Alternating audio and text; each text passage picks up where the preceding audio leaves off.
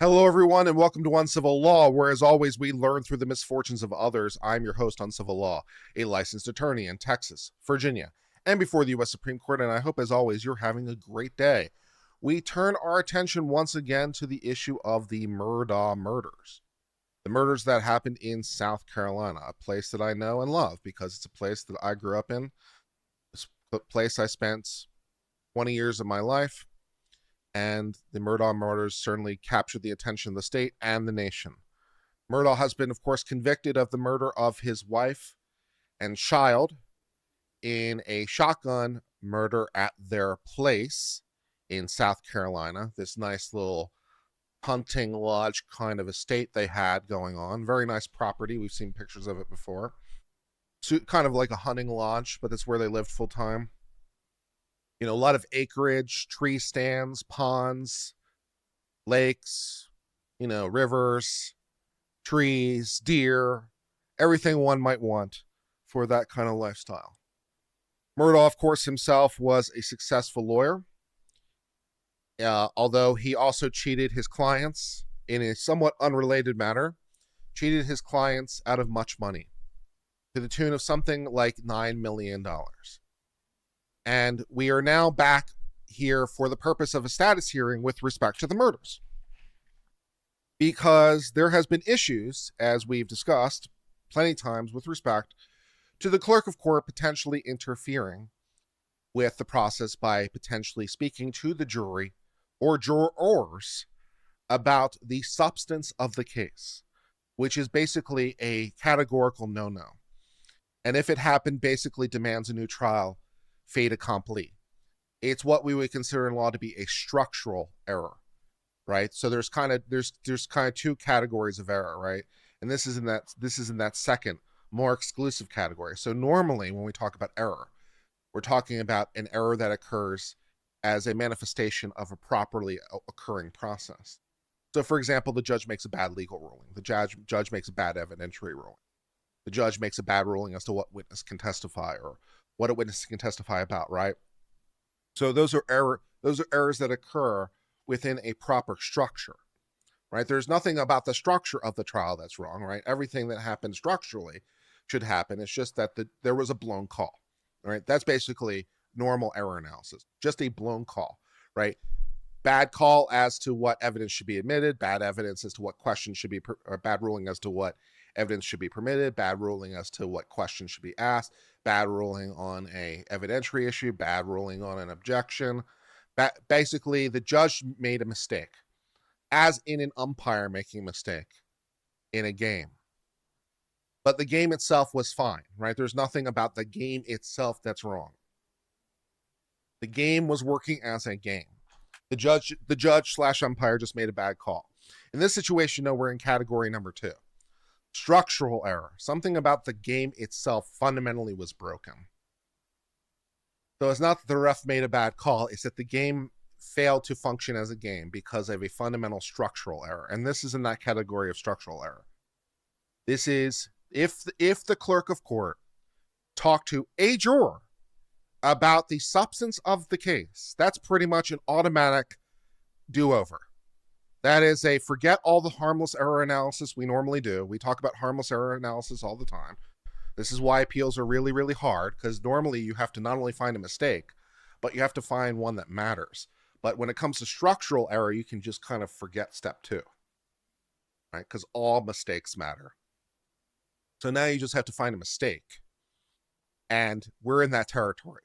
So if the clerk of court talked to a juror about the substance of the case, it's basically an automatic, do not pass go, do not collect $200, do not go to jail, let's try again. And we're having a status hearing for that purpose to determine the degree to which that happened and also what process we are going to go through. I can't believe this won't eventually manifest in a full-on hearing where we will bring jurors on the stand and ask them questions. But, that waits for another day.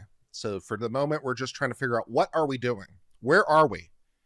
That's a good question, right? That's the purpose of a status hearing. Status hearing is like literally, where are we? Okay, reality check. What's going on? So there has been a new judge appointed in this matter. The judge who is hearing this case is ex-Chief Justice of the South Carolina Supreme Court. So, as far as judges go, that's pretty good. Someone who was previously the Chief Justice of the state Supreme Court seems like might be a pretty good pick for this hearing. Yeah. So we're going to see how this goes. I have a difficult time believing it won't manifest in a hearing of some kind where we will call some jurors, and if I were a betting man, perhaps all jurors, to the stand to ask them basically, okay, what the hell happened? And then it just becomes ultimately an issue of credibility for the judge, right? The judge is the finder of fact in this context because it doesn't relate to the guilt of the person. So this is not a jury question because the jury gets to decide facts as it relates to the case, but these aren't facts as it relates to the case. Whether or not the jury was influenced improperly does not have anything, strictly speaking, to do with whether or not he's guilty or not. It is not a fact that bears upon his guilt. It is not a fact that makes his guilt more or less likely in and of itself. So because it doesn't bear on the case, it is not a jury question. It is a question for the judge. The judge would hear evidence from witnesses and do exactly fundamentally what a jury would do at the end of the day. Judge their credibility, judge their respective testimony, and decide whether or not he believes by clear and convincing evidence that there's sufficient evidence to indicate that there is a cause for a new trial. And if the facts are as they've indicated them to be, then yeah, it's hard to imagine, because again, we're not speculating on pure blindness. We have two sworn statements from two jurors who say, yes, the clerk of court talked to us about substance about the case. That's a lot. One juror saying that is a lot. One juror who's willing to say, yep, the clerk of court did it. And of course, we have Becky Hill's book, which also doesn't really help particularly as well. So that's where we're sitting. And you've missed absolutely nothing so far. We're just waiting for the hearing to get started, and I'm vamping as we're waiting for the thing to actually get started. They've been in court for 50 minutes now, and we're just waiting for the thing to actually start. I don't know what we're doing, but we're watching a room full of nothing at the moment. Yeah. This is legit cause for concern, unlike the Maya trial. Yeah, this is, what did we have in the Maya trial? F all. What do we have in this trial? Two jurors who say we were screwed with. So, yeah. Yeah.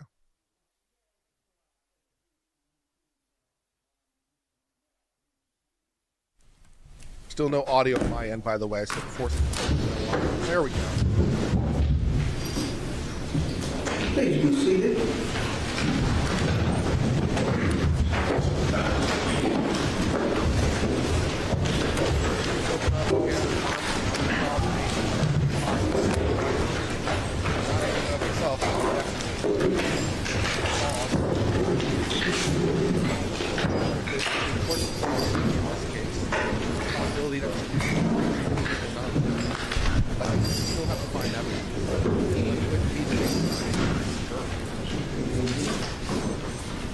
It would be presumably SLED who would then have a whole host of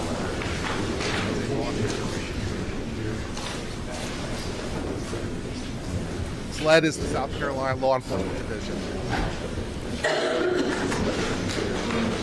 Hold on. Let's see what's going on. Come on.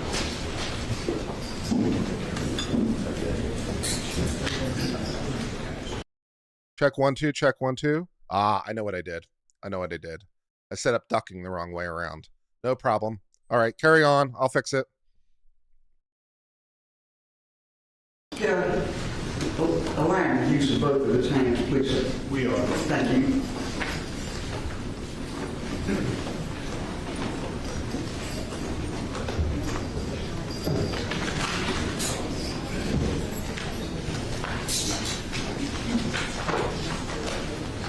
Check 1 2 1 2. Check 1 2. No, that's the wrong way.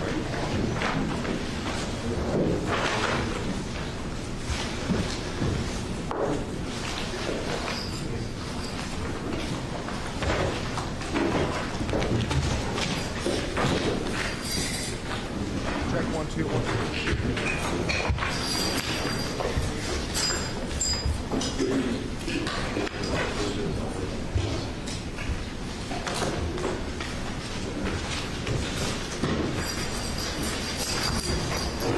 I'm a confident on civil, I promise.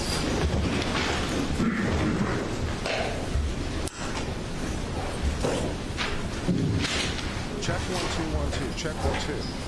Hello everyone, and welcome to This is a pre-hearing procedure in the matter of state against Richard Alexander Murdaugh. It's case numbers 2022 GS 15 00592 through 00595. Defendant Murdaugh was indicted for the murder of his wife, Margaret Branstetter Murdaugh, and his son, Paul Bennett Murdaugh, and related weapons charges. Hello everyone, and welcome His to trial Civil Law. began Damn on it. January the 23rd, 2023. The presiding judge was Clifton Newman. After 6 weeks of trial, on the evening of March the 2nd, 2023, the jury returned a verdict of guilty on all 4 indictments, on which the defendant was sentenced on March 2023 to 2 consecutive terms of life imprisonment. Notice of appeals of his convictions and sentences were filed by defendant Murdaugh's attorneys on March the 9th, 2023 with the South Carolina Court of Appeals. The transcript in this very lengthy trial took several months to produce, even in draft form. Before the attorneys received the final transcript, on September the 5th, 2023, defendant filed with the Court of Appeals a motion to suspend his appeal and for leave to file a motion for a new trial with accompanying affidavits and transcript experts. After further defense and state filings on October the 17th, 2023, the Court of Appeals granted appellant Murdaugh's motion to suspend the appeal and to remand this case to the circuit court to allow defendant Murdaugh to file a motion for a new trial. On October the 17th, 2023, defendant Murdaugh received There we go. That works. Check 1 2. All right, that works. and Just turn the very compressor off. Shortly thereafter, filed a motion for new trial in the Colleton County Clerk of Court's office. Subsequently, Hello everyone, Judge welcome to Clifton Civil Law. Newman Yep, that recused works. himself Great. from further proceedings in this matter. On December the 16th, 2023,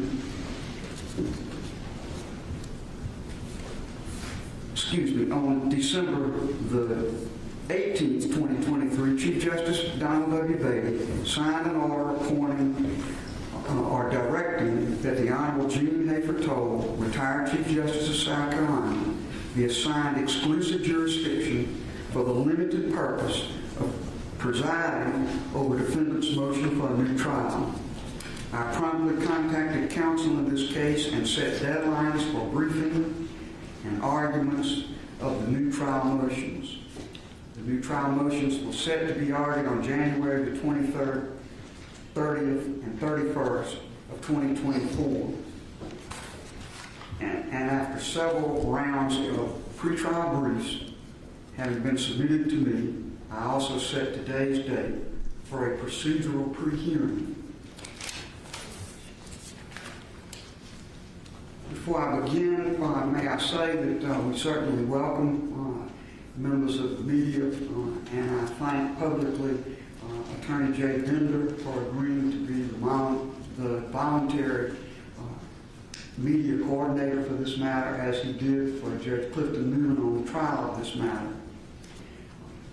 Cell phones are normally not permitted at all in our courtrooms, but the press has been allowed to bring in certain cell phones and laptops and electronic devices because of the non-jury nature of this portion of the proceedings. But if any device rings or sounds to receive a call or to receive an email or a message, that device will be confiscated and the owner will be asked to leave the courtroom. So please now, if you haven't already, check your electronic devices and be sure that they will not sound during the time these proceedings take place. Major topics to be covered today have been addressed by me and discussed with counsel in a short pretrial conference in my chambers. Counsel may have certain things that they will put upon the record as we proceed through these topics that deal with what should be covered. The first topic is an evidentiary hearing necessary at all? The state took the position that the answer to that was no. Obviously, the defendant not. I have set an evidentiary hearing because I felt like we had to have some brackets on the time we will spend on this matter. But I've made no conclusive decisions beyond that on matters affecting the arguments the state makes about the procedural posture of this matter. The next topic would be the burden of proof. Who has the burden of proof in this matter? And what must be shown to meet that burden of proof? And what must then be shown to contest what has been shown and proved? The third topic is procedural defects, most specifically a contention by the state that this motion is untimely because of what was known before a verdict was rendered, accepted in the jury poll. And finally, we need to discuss witnesses, juror witnesses. The clerk of the court of Colleton County is Hill, and other witnesses and exhibits.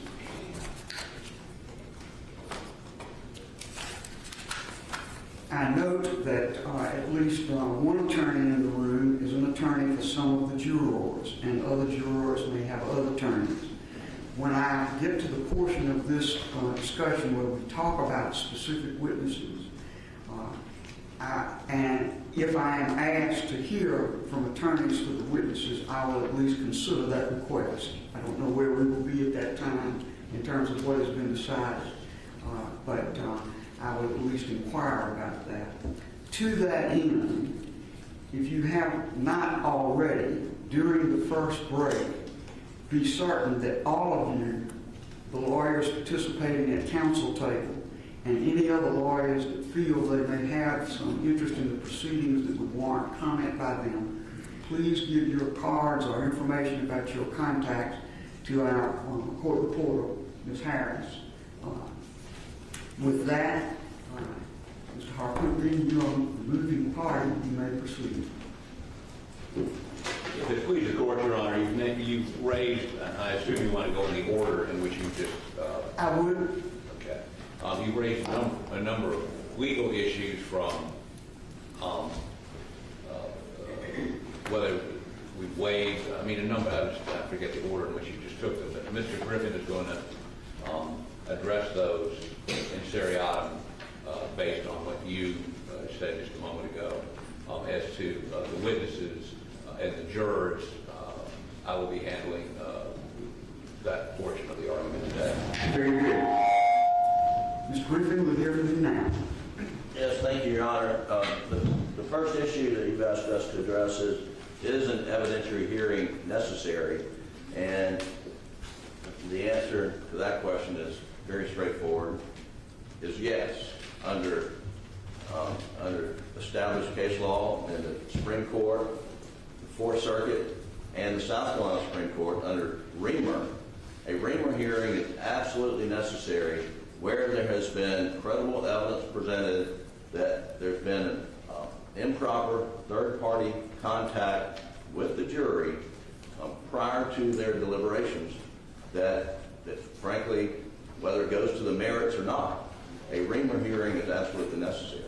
And we believe that the Court of Appeals decision in this case contemplated a Reamer hearing. And in a Reamer hearing, evidence is presented as to to what outside influences, if any, were brought to bear upon the jury. We have, in our motion for a new trial, submitted affidavits of one deliberating juror, one alternate, and then another affidavit of a witness to an interview of an alternate, and all three statements are consistent, and in that they heard Ms. Hill, the clerk of court, prior to deliberations, and frankly before the defense put on their case. Ms. Hill instructed, do not be fooled by the defense. That's what the sworn statements say. And secondly, before Mr. Murdaugh took the stand, Ms. Hill advised one deliberating juror and two alternates, at least, watch his demeanor, which is an indication of, he's going to lie. And so then the question becomes, factually, did those contacts happen? And then, we proceed from there as to what the burden of proof is after that. But the threshold, are we entitled to evidentiary hearing? The law is crystal clear that we are. Yeah, I think the law is crystal clear. I agree with Dick. Orders to the state. Thank you, Your Honor. May it please the court.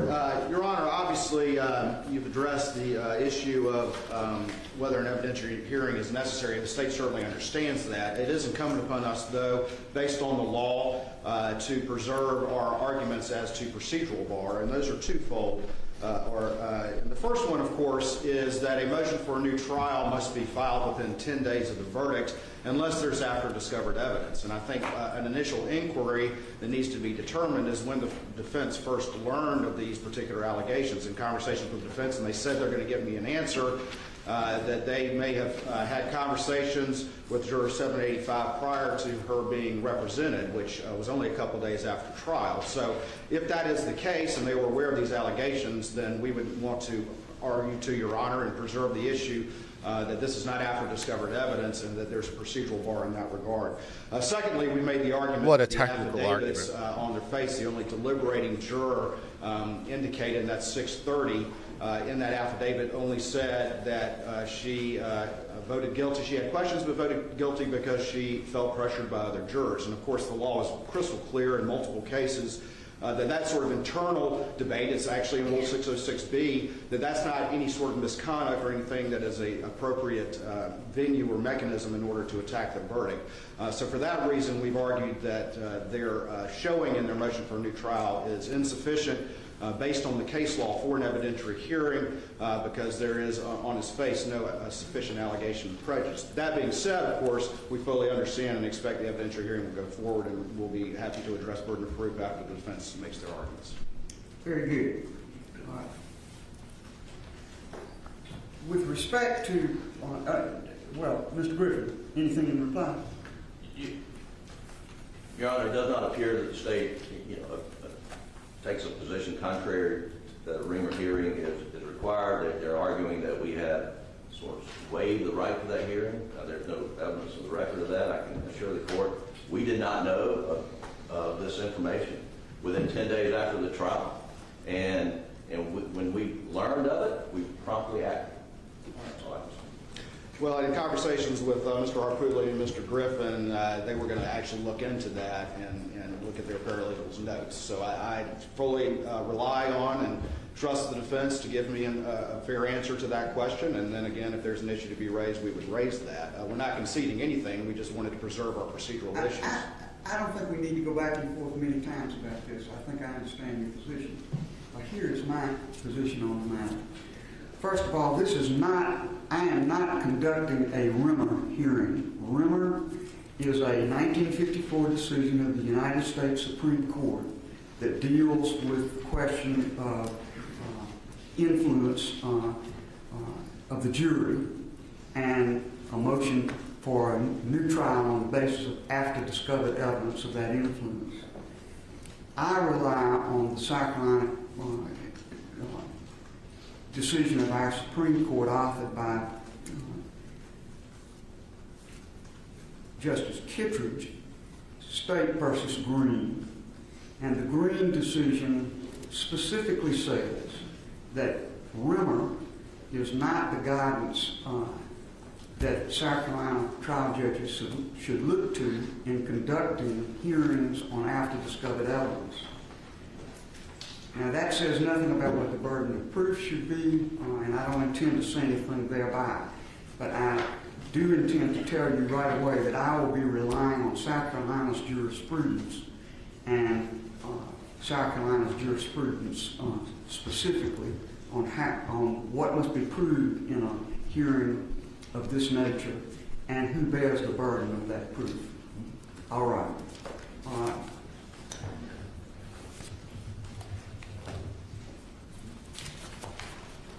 Interesting.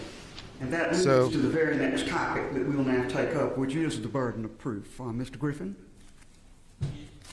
Yes, Your Honor.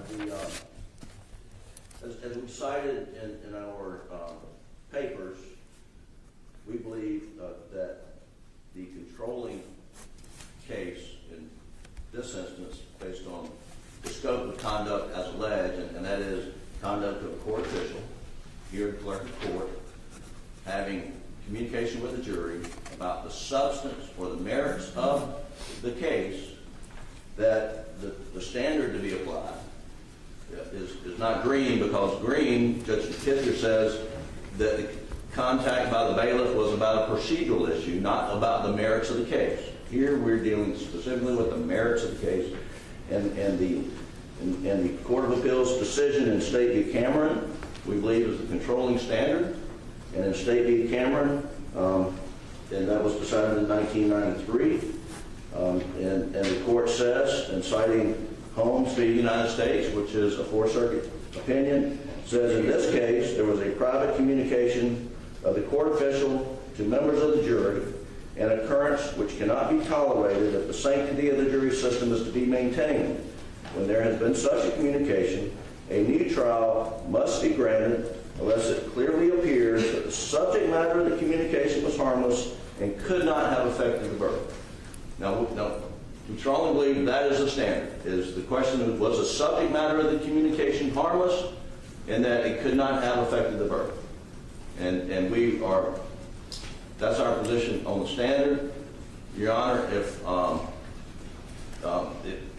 Your Honor looks to a different standard, we believe that State v. Green, the measure of State v. Green, you can't look just at Justice Kittredge's opinion. You have to look, because he complimented the Court of Appeals decision.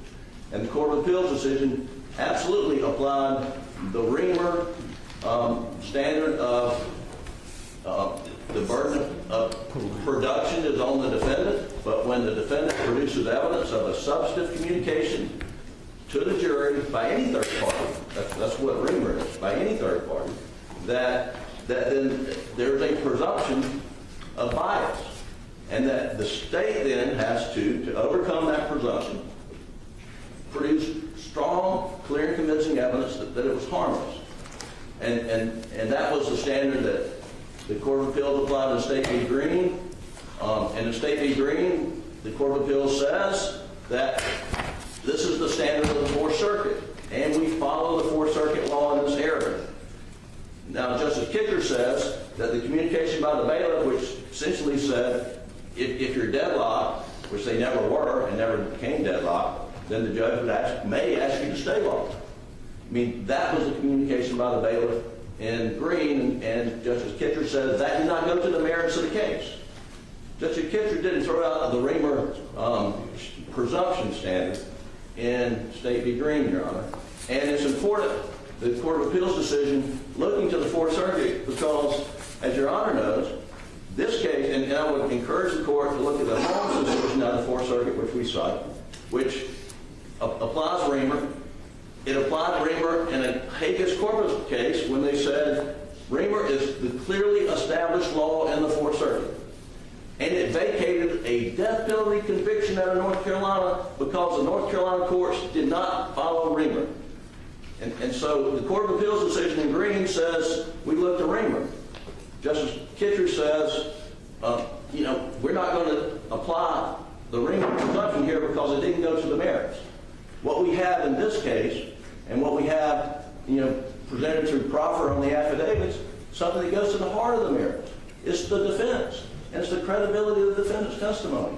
And so we do have the burden of production, but we do believe that the standard in Cameron is we just have to show that the subject matter of the communication, that it was material to the case, and that then the burden shifts to the defendant to prove that it was harmless. Excuse me, the burden shifts to the state to prove it was harmless. Thank you, sir. That's what we believe the standard is. Mr. Waters? Sorry,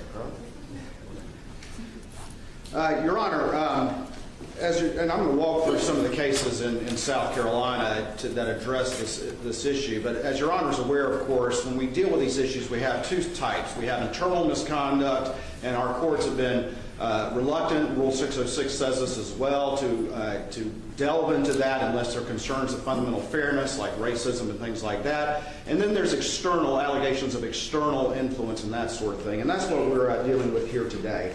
And to quote State v. Grovenstein, which is a 1999 case of the State Supreme Court, it cites Aldrin and Kelly and says, "We have consistently held the defendant must prove prejudice in these sorts of claims." And if we walk through all of the case law, our court has been very careful, and as much said so in Aldrin, which was an internal case, to sync the analysis and the standards between those two, and have consistently held that the defendant has to show prejudice. It's their burden to do so. In Blake in 1992, the court held don't presume prejudice, and the test, of course, was whether or not the verdict was solely the product of honest deliberation or whether it was the product of outside influence. We go over to State v. Kelly. Of course, Your Honor concurred with Chief Justice Finney's dissent in that case, but in that case there was a pamphlet in the grand jury room. Clearly an external influence was alleged there. And ultimately in that case, the court held that the defendant failed to show prejudice from that particular external influence. In State v. Grovenstein, in this instance, it was clearly external. There was an alternate who was present in the jury room and even took a preliminary vote with the jurors. So clearly an external influence, far more than is even alleged in this case. That juror was removed, curative instruction was given, but ultimately the court was very clear that we have consistently held the defendant must prove prejudice, again, the burden being on the defendant. In Bryant, this was a capital case, one that argued way back when. And in that instance, there was a police investigation, background investigation into death-qualified jurors in a capital case. Clearly external. The trial court conducted an inquiry with questions submitted by the parties as well, and ultimately noted that it was the defendant's burden to prove actual bias on the part of the jury. In State v. Pittman, another case that I argued before, Your Honor, in that particular case there was a juror who had a conversation with his wife and with the bartender, and ultimately again the court held that the defendant failed to meet the burden of prejudice because the wife's comment was the defendant was not guilty, and the comment to the bartender took place after deliberations had begun. And then, of course, in Green in 2020, Your Honor just commented on that, and the court clearly held that the Rimmer presumption of prejudice doesn't apply here, and then, of course, went on to note that the defendant bears the burden of proving prejudice. And Cameron is a case that they rely on a lot, and I would say this about Cameron, that Cameron, of course, goes on to say that the mere fact of any official communication does not necessarily mean that the jury was prejudiced, and went on again to do a prejudice analysis and a harmless error analysis. Covington is the Court of Appeals case from 2000. In this particular case, there were jurors who supposedly knew the defendant and knew some external information about whether or not he had had previous difficulties with his wife and that sort of thing. Clearly external information. And again, the court held that the defendant failed to show prejudice. So the case law in South Carolina, both from our state Supreme Court as well as our state Court of Appeals, is clear, it's in sync, it's uniform, that it's the defendant's burden to show prejudice. And that's, of course, only after there's a determination that any sort of extraneous influence occurred. And that would be the state's position, that it is the defendant's burden. And again, we can address at the appropriate time what the state's position is as to the order in which the evidentiary hearing should go. Thank you, sir. Mr. Griffin, can you reply?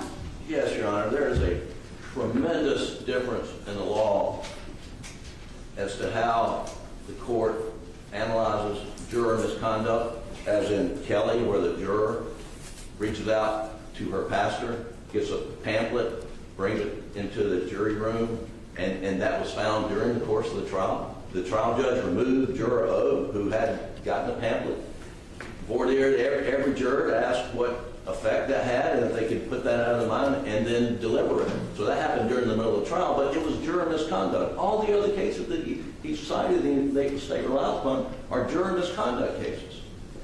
Not unauthorized third-party communication that goes to the heart of the Sixth Amendment, right by a defendant to confront his accuser, to cross-examine witnesses who present evidence. When a third party makes an improper contact with the deliberating jury before they deliberate, that falls at the heart of the Sixth Amendment, which is a different animal altogether than where a juror engages in misconduct. And that's where you get to Cameron. That's where you get to Green, which Green says it was a procedural communication, not a merits communication. And Your Honor, in Bryant, well, I would note, Your Honor, dissented in Kelly, but in Bryant, I mean, no jurors were interviewed, as best we could tell by the record. But in Bryant, it was a death penalty case. Law enforcement, I believe it was Horry County, were out questioning the jurors' relatives and friends and trying to get their belief as to whether they believe in the death penalty. Apparently, some of that kind of leaked back to one juror, or maybe, but there was no record saying the jurors were prejudiced by that. But the court said that behavior cannot stand, and we find prejudice based on the conduct, not on the juror's testimony. And they didn't use the word presumption, but they found prejudice. And I don't want to get caught up in this issue of do we have to establish prejudice? I think prejudice is established, but the question, it has to be established, but the question is it presumed under the circumstances? And if it's presumed under the circumstances, what does the state have to rebut it? And so, prejudice is the touchstone, but the question is evidentiary presumption. Here, where there's a third-party communication that goes to the merits of the case, the law is crystal clear that there is a presumption of prejudice, and the state has the burden of proving it's harmless beyond a doubt. Thank you, sir. Thank you. All right. Mr. Waters? I'm not going to go back and forth a million times, but if you want to have a short comment and additional part. Very short, Your Honor. He said that these were not external influence cases, and every one of them that I listed was, Your Honor. Blake was a bailiff. Kelly was a pamphlet. Again, it was an external piece of information coming in. Grovenstein, it was an alternate. Again, that's an external influence. Bryant was a police investigation. Pittman was a bartender and a wife's comment. Green was a bailiff. And Covington was, evidence that was not admitted at trial that the jurors were aware of. So clearly all of those were external influence cases, Your Honor. All right.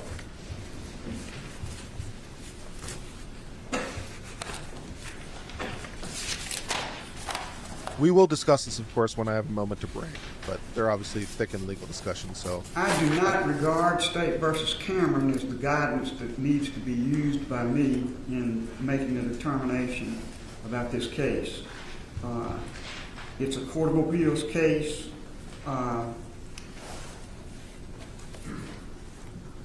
Since that case in 1993, there have been several cases, including Green, Oliver, and others, that very specifically talk about this issue of what the burden is when a motion for a new trial on the basis of after-discovered evidence that involves tampering or alleged tampering with the jury. All those cases say that prejudice must be proved, not presumed. And it may very well be that is what's going to be shown. But for purposes of what the defendant must show as the case goes forward to an evidentiary hearing, the presumption simply by the contact, which we don't have any sworn evidence about except in the area of one juror at this time. a presumption is not the way to examine this issue, but rather specific evidence about what was said, when it was said, and how it was perceived by the juror is what I believe is required by State versus Green and other cases. And therefore, that is the approach I will take. All right, the next area of inquiry is the procedural argument of the State that this matter was untimely made. Mr. Waters? Yes, ma'am, Your Honor. And again, we have raised the issue, as I talked about earlier, that we believe that there is at least an inquiry as to a procedural bar, that if the defense was aware of these allegations during the 10 days, then it is not after discovered evidence and the motion is untimely. And additionally, we also, as I previously expressed, have raised the issue that the affidavits on their face are insufficient to put in play an evidentiary hearing, and there are multiple cases that have in the state that have held, I think Yarborough is one of those that have held that where that showing was not made, that the trial court properly denied an evidentiary hearing. So we would just preserve those issues, understanding the court's plan of procedure that you previously expressed. All right. Mr. Griffin or Mr. Harpootlian, let me say that I will say to the defense, to the State, I believe that issue needs further exploration, so I am not prepared to rule that this matter is untimely in the least. We're going to have a hearing on this matter, at which time this issue will be further explored. So the State has preserved its position, but you need not argue about that matter at this time. Thank you, Your Honor. All right. And now the matter that to me is the heart and soul of what we're doing today is the witnesses, the exhibits, and the procedure needed with respect to the witnesses. And the witnesses, at least, are the jurors and the clerk of court, Ms. Hill. What I'd like each side to explore with me is how those witnesses should be presented, who should present them, and how they should be questioned, and whether there are any brackets or limitations that should be imposed on what these witnesses are asked. And I will begin with the jurors, which is really the heart and soul of the matter. Other witnesses are very secondary to the first issue, which is the jurors themselves. Mr. Harpootlian, you are the moving party, and you may proceed.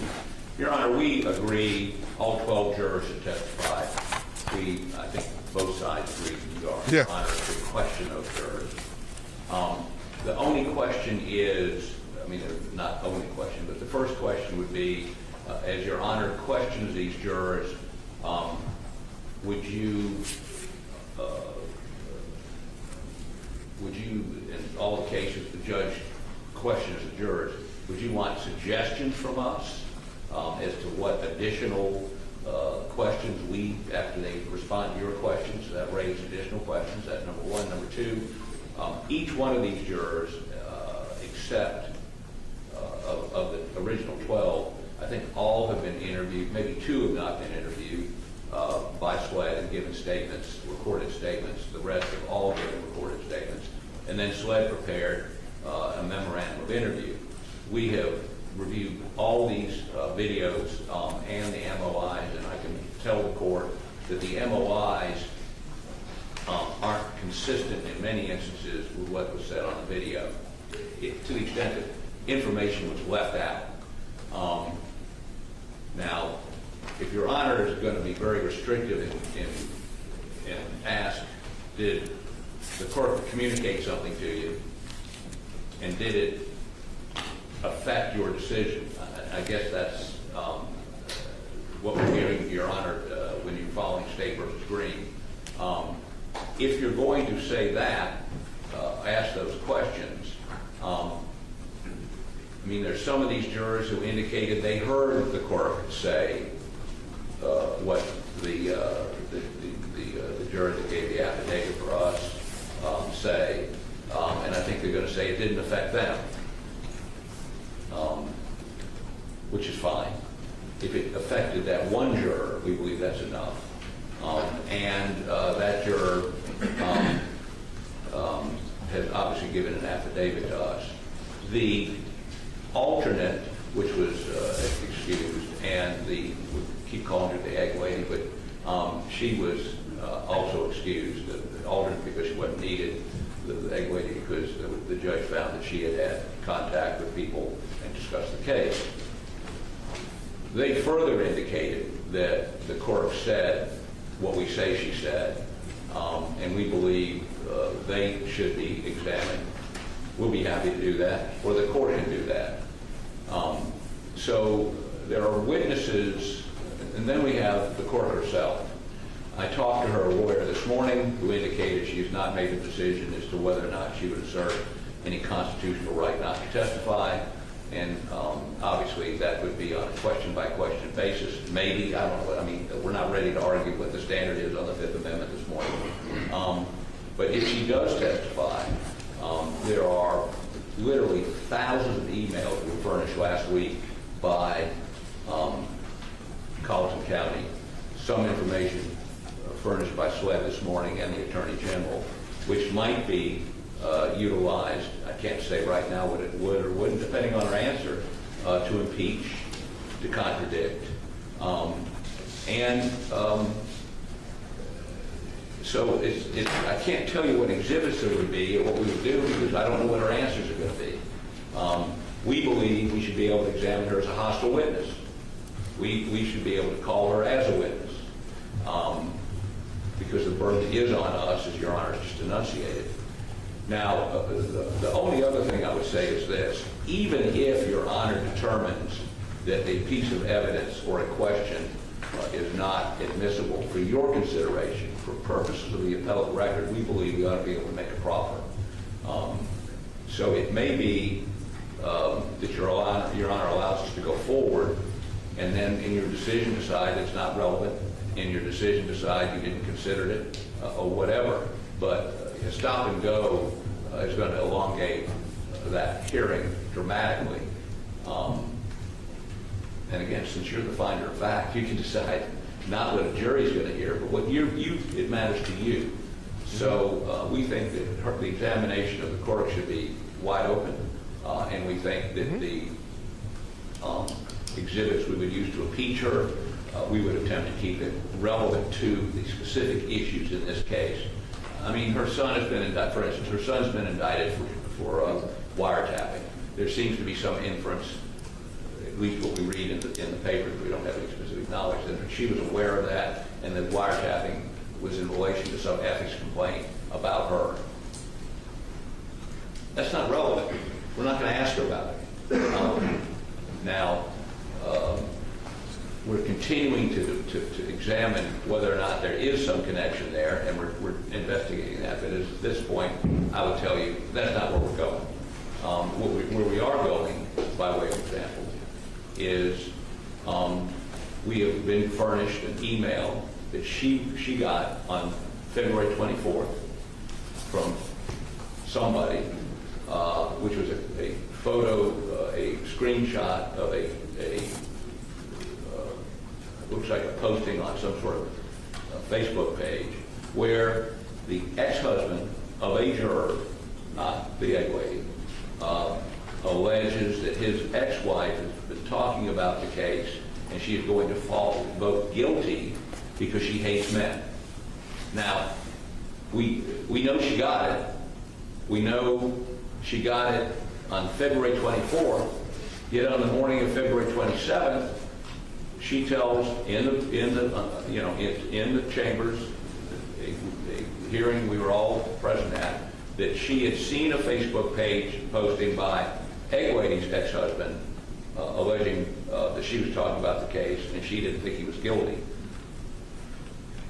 That Facebook page had never been produced, and then she produced a Facebook posting, she said, by the egg lady's husband.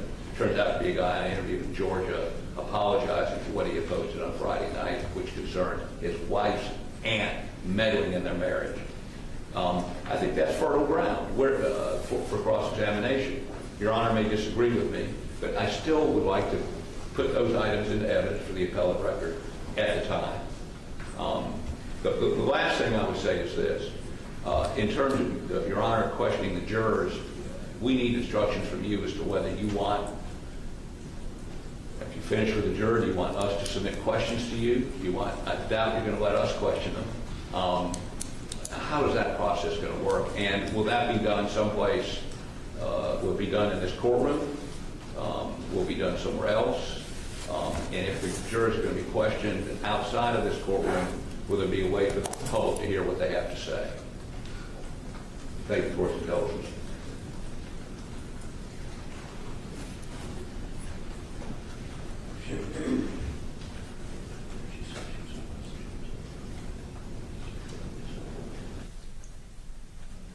This is great law right here, though. I love this advocacy, and I love the way the judge is walking through this. It appeals to all my dreams as a lawyer, right? This is the shit I like. This walk through the legal discussion, the walk through the law. This is where Uncivil has a good time, man. And, pure law, baby. I love it. Mr. Griffin rightly points out, it's not just what they heard, may have heard from the court, but did any of the other jurors, for instance, Egwady, we keep calling her, gave an affidavit indicating Becky said things like, don't be fooled, watch the body language, watch body language testifies to Mr. Murdaugh. Did she relay that to any other jurors? It's not just what, I mean, or did the sitting juror or the alternate in the thank you for it.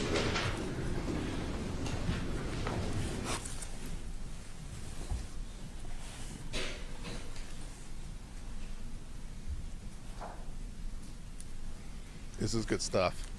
Yeah. So I have a noise floor. I have a noise gate at -30, so you won't hear me tapping unless I'm also talking. So if I'm talking, you'll hear it because the mic is open. In the memorandum of interview now,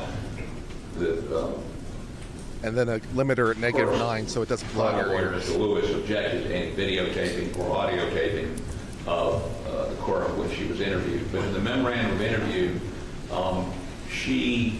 that is, the court indicated she had conversations with the four-lady outside the presence of the rest of the jury about what was going on in the jury room. Obviously, I would cross-examine her on that, but it may be necessary if she testifies to things that are inconsistent in that MOI for us to call the SWET agent that did the interview to corroborate the MOI. The MOI may be introducible in and of itself as an exception to the hearsay rule, but I believe it may be necessary for us to call the SWET agent. We're not going to, and Your Honor, you've indicated that you're not going to want any sort of summaries of those interviews by the jurors when we talk back in chambers, or necessarily the MOIs. You want your own fact-finding with the jurors. To the extent that they contradict those, we may put all of that into the record for appellate purposes. And if you want to see those before you have this hearing, we obviously put those. We could put those in the record today, or have those available to you, both the MOIs and the videos. We're obviously we're going to do whatever you tell us to do, but we're looking for some guides as to if there's anything we can get you prior to that evidentiary hearing concerning those memorandums of interview by the SWET agents and the videotapes. Whatever you instruct us to do. Thank you for your intelligence, Bill. Thank you.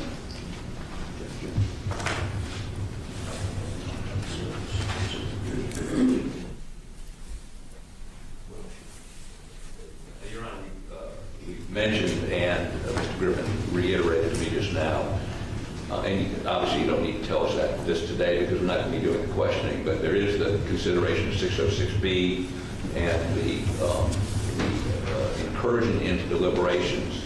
At some point, we don't need to know that today, but at some point prior to you questioning the jurors, we'd like you to enunciate what your position is on that. You're going to have to outline that a little bit more for me. What part of 606B are you discussing? Well, it says, if I can find my glasses, apologize. Upon an inquiry into the validity of a verdict or indictment, a juror may not testify as to any matter or statement occurring during the course of the jury's deliberations or to the effect of anything upon that or any other juror's mind as or emotions as influence a juror to assent to or dissent from the verdict. All right, and what are you saying that in courts for this?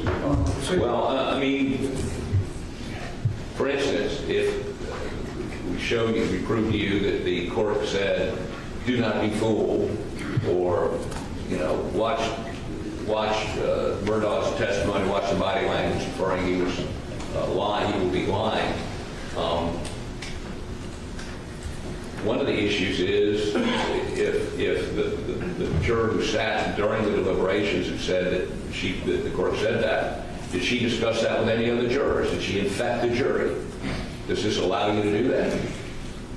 Well, you certainly, if you go to 606B, it gives you some guidance about that. It says, an inquiry into the validity of a verdict or indictment, a juror may not testify as to any matter or statement occurring during the course of the jury's deliberations or to the effect of anything upon that or any other juror's mind or emotions influencing the juror to assent or dissent from the verdict or indictment or concerning the juror's mental processes, except a juror may testify on the question whether extraneous, prejudicial information was improperly brought to the jury's attention or whether any outside influence was improperly brought to bear upon any juror, nor may a juror's affidavit or evidence of any statement by the juror concerning a matter about which juror would be precluded from testifying be received for these purposes. I take that to give us the guidance we need about the parameters of the questions. But if, again, if the juror that gave the affidavit, would she be asked, did you discuss that during deliberations? Can she do that? That apparently is very questionable under the terms of 606, and I intend to abide by that. The way those questions have been asked in many cases I have reviewed is to ask the juror whether that's still their verdict. If they asked about improper context and they talk about improper context, then the way to pursue it beyond that for the judge is to ask about the impact on the verdict, not on the deliberations themselves. That may be a small slice of difference, but I think it's very important to understand that no one, not myself or anyone else, is going to be asking the juror about the specifics of their deliberation, and the rules are quite clear about that. Okay. Fair enough. And is it clear that you will not be using the SLED interviews or MOIs to attempt to impeach? I told you when that was brought to my attention in our Chamber's conference this morning, I haven't made my mind up about that. I don't know what's in those summaries or anything else, and we're going to have to discuss that. But again, I'm the one doing the questioning at this point, Mr. Harper. Yes. And I'm trying to perceive what you all are asking, and I'm going to go to the state now and see what their reaction is to what you said. Thank you, Your Honor. Mr. Waters? Thank you, Your Honor. May it please the court. Your Honor, again, we would concur with what Your Honor just said about Rule 606 and, of course, all the cases that we've talked about, and the need to show prejudice. And obviously, when you're talking about external influence, that prejudice, which will be an appropriate subject of inquiry to the jurors, is whether or not there was an impact on the verdict. And we, of course, have suggested to Your Honor, not only based on the cases that should be judicially conducted in a manner that protects the privacy of those jurors and it protects the privacy of their identities. These jurors, were drafted into service, and this inquiry, of course, has to happen, but it needs to be conducted in a manner that respects their privacy and should be, of course, judicially conducted. We have suggested those two questions. If we look at the Bryant case specifically talked about the fact that depending on how the examination goes, there could be questions suggested by the parties. And obviously, I think we would need to cross that bridge if and when that bridge needs to be crossed. And that starts with the court's inquiry to those jurors, and only if something arises that needs further inquiry could that be addressed at that point. And that could be even a discussion from counsel with the court as to what additional questions may be proper. When the state first became aware of these allegations, the first thing that we did was have SLED do an independent investigation, and the goal was, good, bad, or ugly, to get to the bottom of what, if anything, happened. And the result of that is why we're still here today. And that is that in speaking with the jurors that spoke to us, that the balance of the evidence, as well as in talking to the clerk staff, was that there was no impact on any verdict. There was nothing unprofessional or untoward that happened that had any effect on the verdict. And so when we did that inquiry, and that is what the jurors said, that is why we're here today, and that's what this hearing is going to address. The only juror that we have is the one who filed the affidavit. That's 630, and even she, or that person, only said that she, eventually voted guilty because she felt pressured by the other jurors. Did not even mention any external impact. And so unless she's going to change her story, that is what was in her affidavit. So the balance of the evidence is the reason why we're here today and why this hearing needs to take place.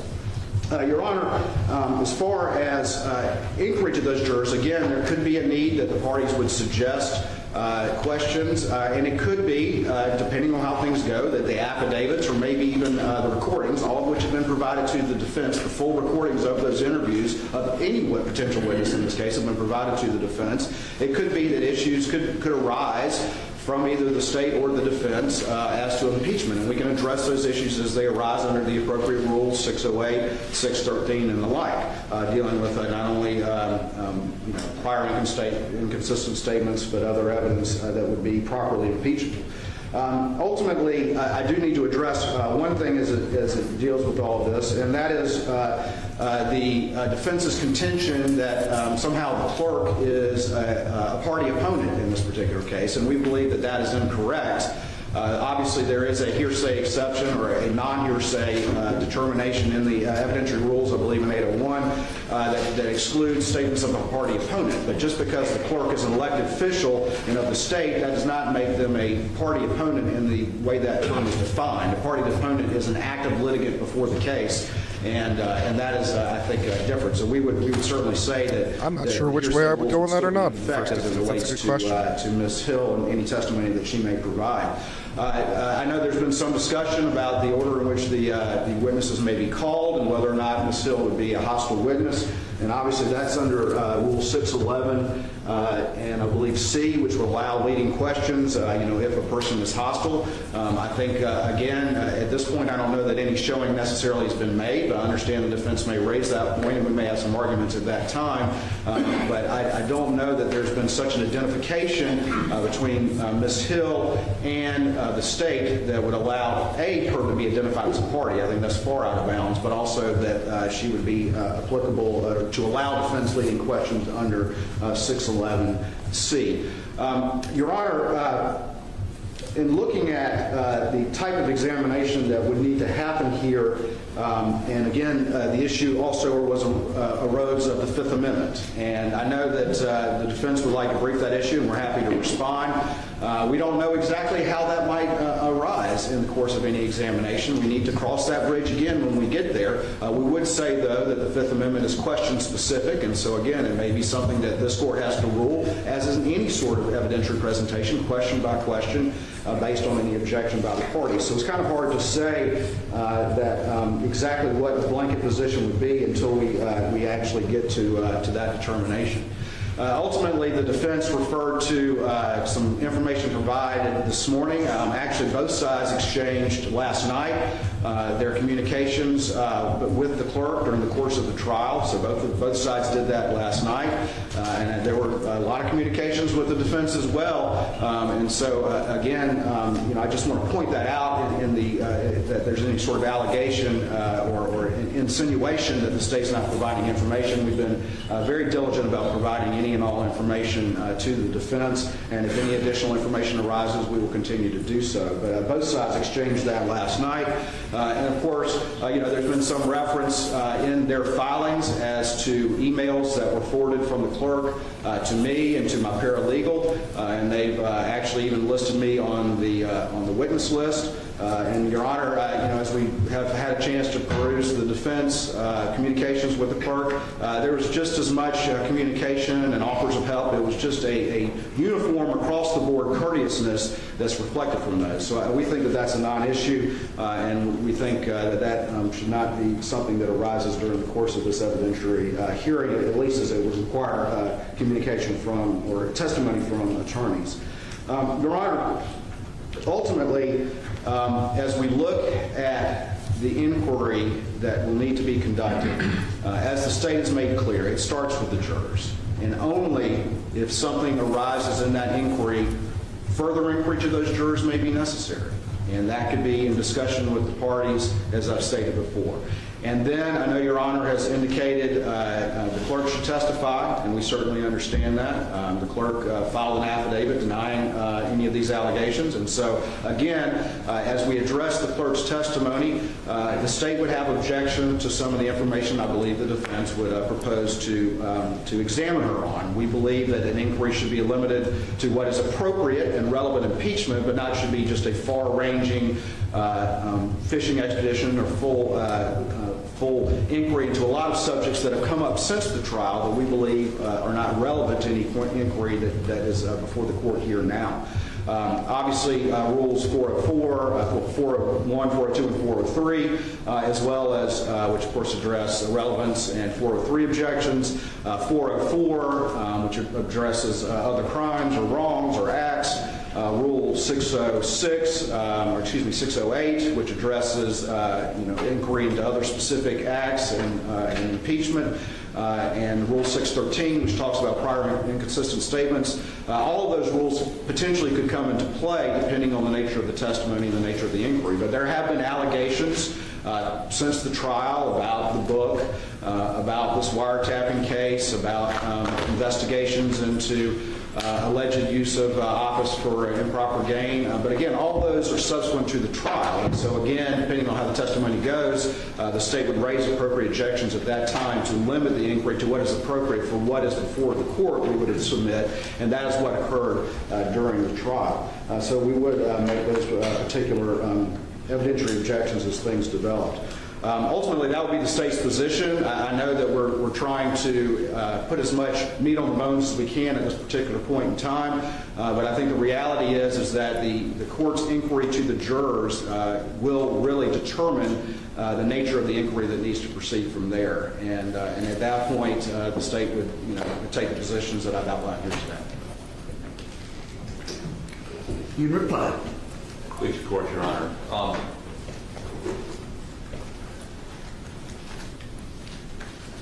404, I find it somewhat ironic. The state is quoting Rule 404, Your Honor. One of the exceptions to 404, I noticed to be surprising to Mr. Waters, is motive, as if he'd never heard that before. He told me this morning one of the assistants that worked for Ms. Hill during this trial was told by Ms. Hill during the trial that a guilty verdict would be good for sales of the book. Motive, selling books. So we believe we should be able to get into that. We should be able to ask Ms. Hill about it. If she denies it, to call that witness, that assistant, and have her testify that she was told that. I mean, why would a clerk do what we allege she did? We think is important for Your Honor in terms of credibility and context. That's number one. Number two, Your Honor, I think we've all agreed you're going to ask the questions. whether we agree or not. And we do agree with that. The question's going to become, as we go through that process, how, if a juror says X and they said in their interview Y, or if they've said to us Y, or didn't include it in their original affidavit, and you don't ask that question initially, how are you going to handle, or do you care, how we suggest to you a further question? Because as Your Honor's seen this morning, the back and forth can go on for a while, and we certainly don't want that to go on with a juror. So we're going to need some guidance on that. I'm not expecting that guidance this morning. The last thing is, as these jurors are examined, I need to understand a little bit about the logistics. Are we going to do it in this courtroom? Are we going to do it in another courtroom? Is the public going to be able to hear the responses? Will there be an audio feed if we do it somewhere else? Are you going to have cameras turned? You can do it in this courtroom and have cameras turned off? And we're obviously not going to refer to jurors by their names. Even though 3 of these jurors went on the Today Show, another one went on ABC. They were all in the courtroom. Nice little when the judge had them brought in. They were in the courtroom, all except one of them, for the verdict. Cameras were there then. Again, I'm sensitive to their anonymity, but I don't know that any of them have any real anonymity anymore. Saying that, I think it's important not only for Your Honor to hear their answers, but for the public to hear their answers. Thanks. Thank you.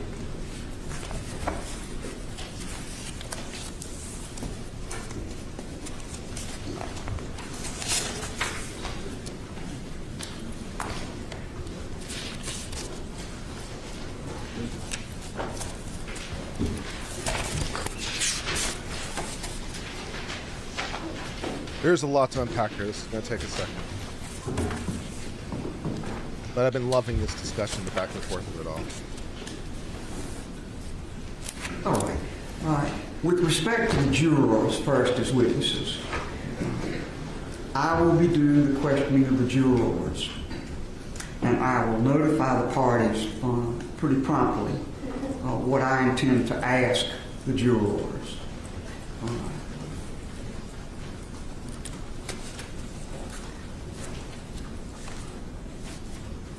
The ambit of what I will be asking them is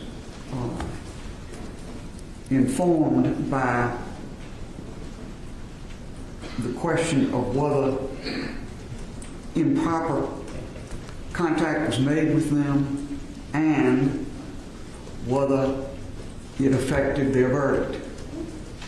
I understand that you, on the defense side, have views about what further should be asked the jurors on 2 levels.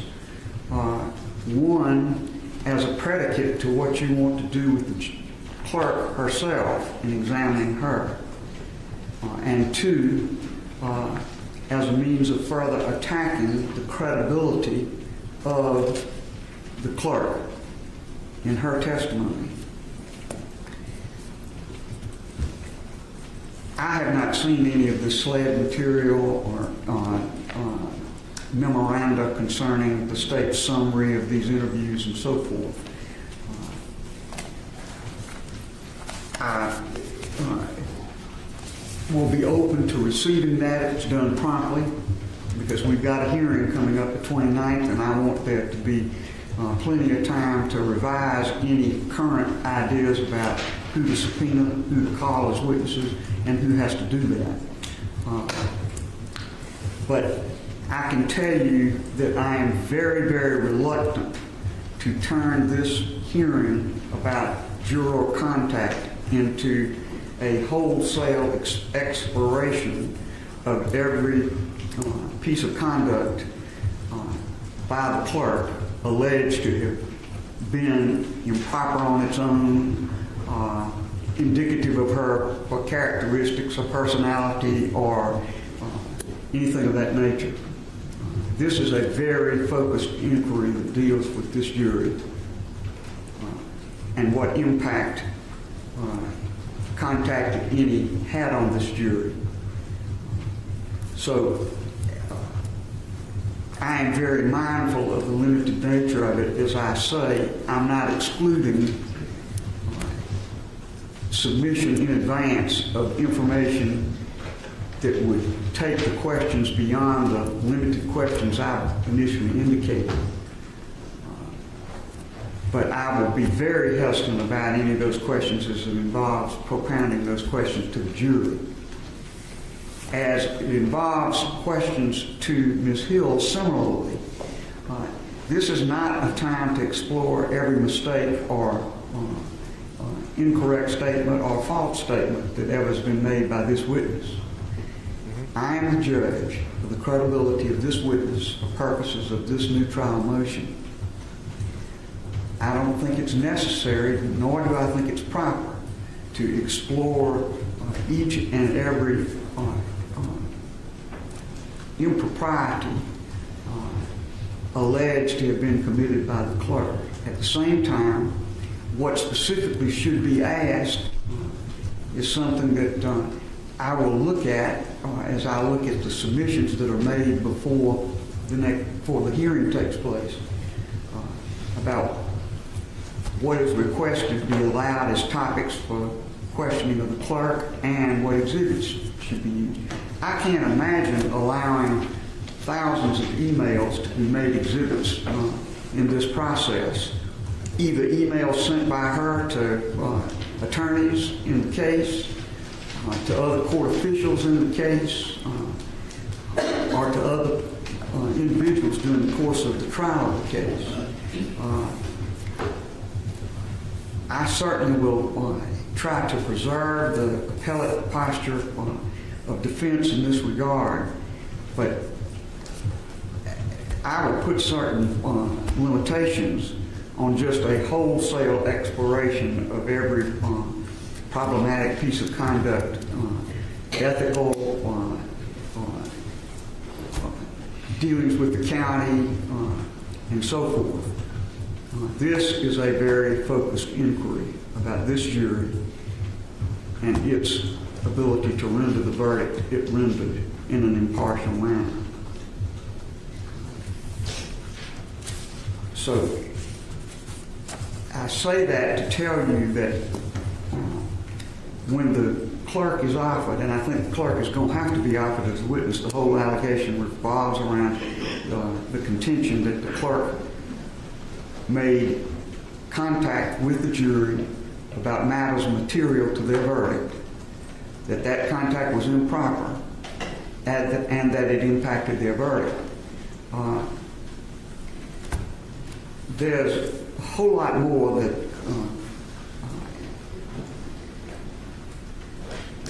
Mr. Harpootlian has indicated he'd like to explore that I regard as totally extraneous to the inquiry that we maintain. I'm not going to allow those questions to be asked by way of proffer and then have the clerk answer those questions and have that be the proper, although I consider them irrelevant questions. We're not going to handle the case in that way. If I exclude a certain question from being asked, then the proffer will be whatever in writing is chosen to be offered in that regard. But I will not conduct a hearing where there's a whole side hearing in which every question desired is asked and either required to be answered or dealt with in some other way. I don't think that is an appropriate use of this very targeted hearing that I'm directed to have. I also think it makes a great deal of difference whether the questions that are being asked relate to the clerk's conduct at the time this case was tried, as opposed to other conduct at a later time or in connections with other things than the trial of this case. So I will be looking very carefully before we conduct this hearing, trying to give the parties as much advice as I can about what I would find to be acceptable topics to pursue. I think you're entitled to that, but I also think the record of the case is not to be used as a platform to explore each and every fault of each and every witness, whether it be the juror or the clerk. And I'm not going to have the hearing conducted in that manner. I think there are other ways of preserving topics that I rule should not be pursued than having those questions asked and answered, even though I ruled that they're not proper in the hearing. So I hope that explains kind of where I am on the subject of how questions are asked.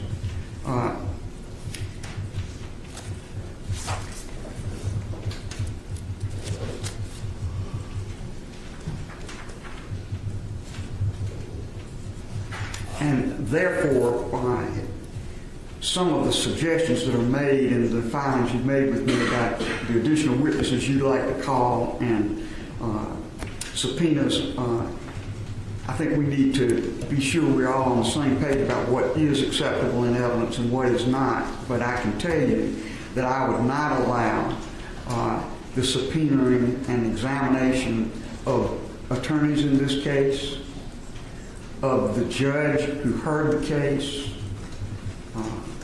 or any of those type of witnesses. This case is very focused on the jurors and the clerk of court, as I see it. Now, it's about 11:15, close to it. I'm going to do this. I'm going to take a break for a minute. Let's take until 11:25 as a break. And in that time, I would hope that you formulate the other things you think we need to look at by way of the specifics of how this matter is to be conducted. I will then do two things.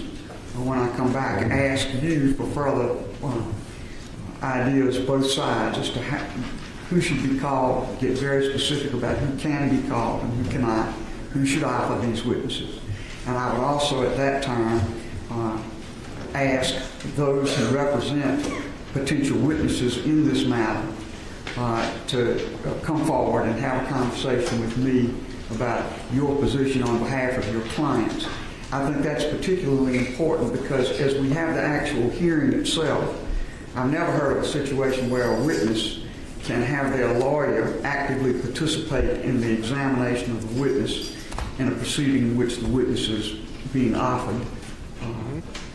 So I would not allow that, but I think we can protect the legal positions that attorneys for witnesses want to take and need to take and want to put on the record by pursuing in the way I've just outlined, and I'll be prepared to do that when we return.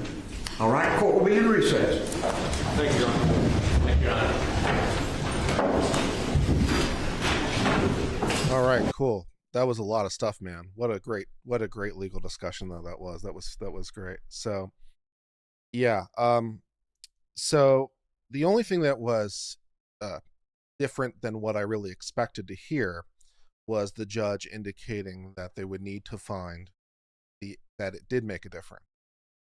So in my run up to the discussion, in my preview of the discussion, I said this would, to my mind, what we could consider a structural error, because it's outside the rules, right? It's a fundamental break to the game. And if it's a structural error, the normal analysis is you don't do a harmless error analysis. Just like, okay, the error happened, game over. But apparently, under the operative South Carolina state law, which they were quoting from, this case Green, they say that that's not quite right. So the U.S. Supreme Court, in a decision that they cite to, which was the one that Murdaugh's lawyer started with, the U.S. Supreme Court said that the influence on the jury is presumptively prejudicial, but they didn't say that it's always prejudicial. They didn't say categorically prejudicial, right? Which they could have said. So apparently, the Supreme Court of South Carolina, in its determinations, as it has interpreted the Supreme Court's guidance on this issue, has decided as a matter of state law that this is not a automatic do-over. This is not in that category of structural errors. The prejudice may be presumed if it occurred, but finding the burden of proof is another issue, right? So did it occur and did it matter, right? Those are two different things. Did it occur and did it matter? But it's only presumptively prejudicial. So there's a possibility it's not prejudicial.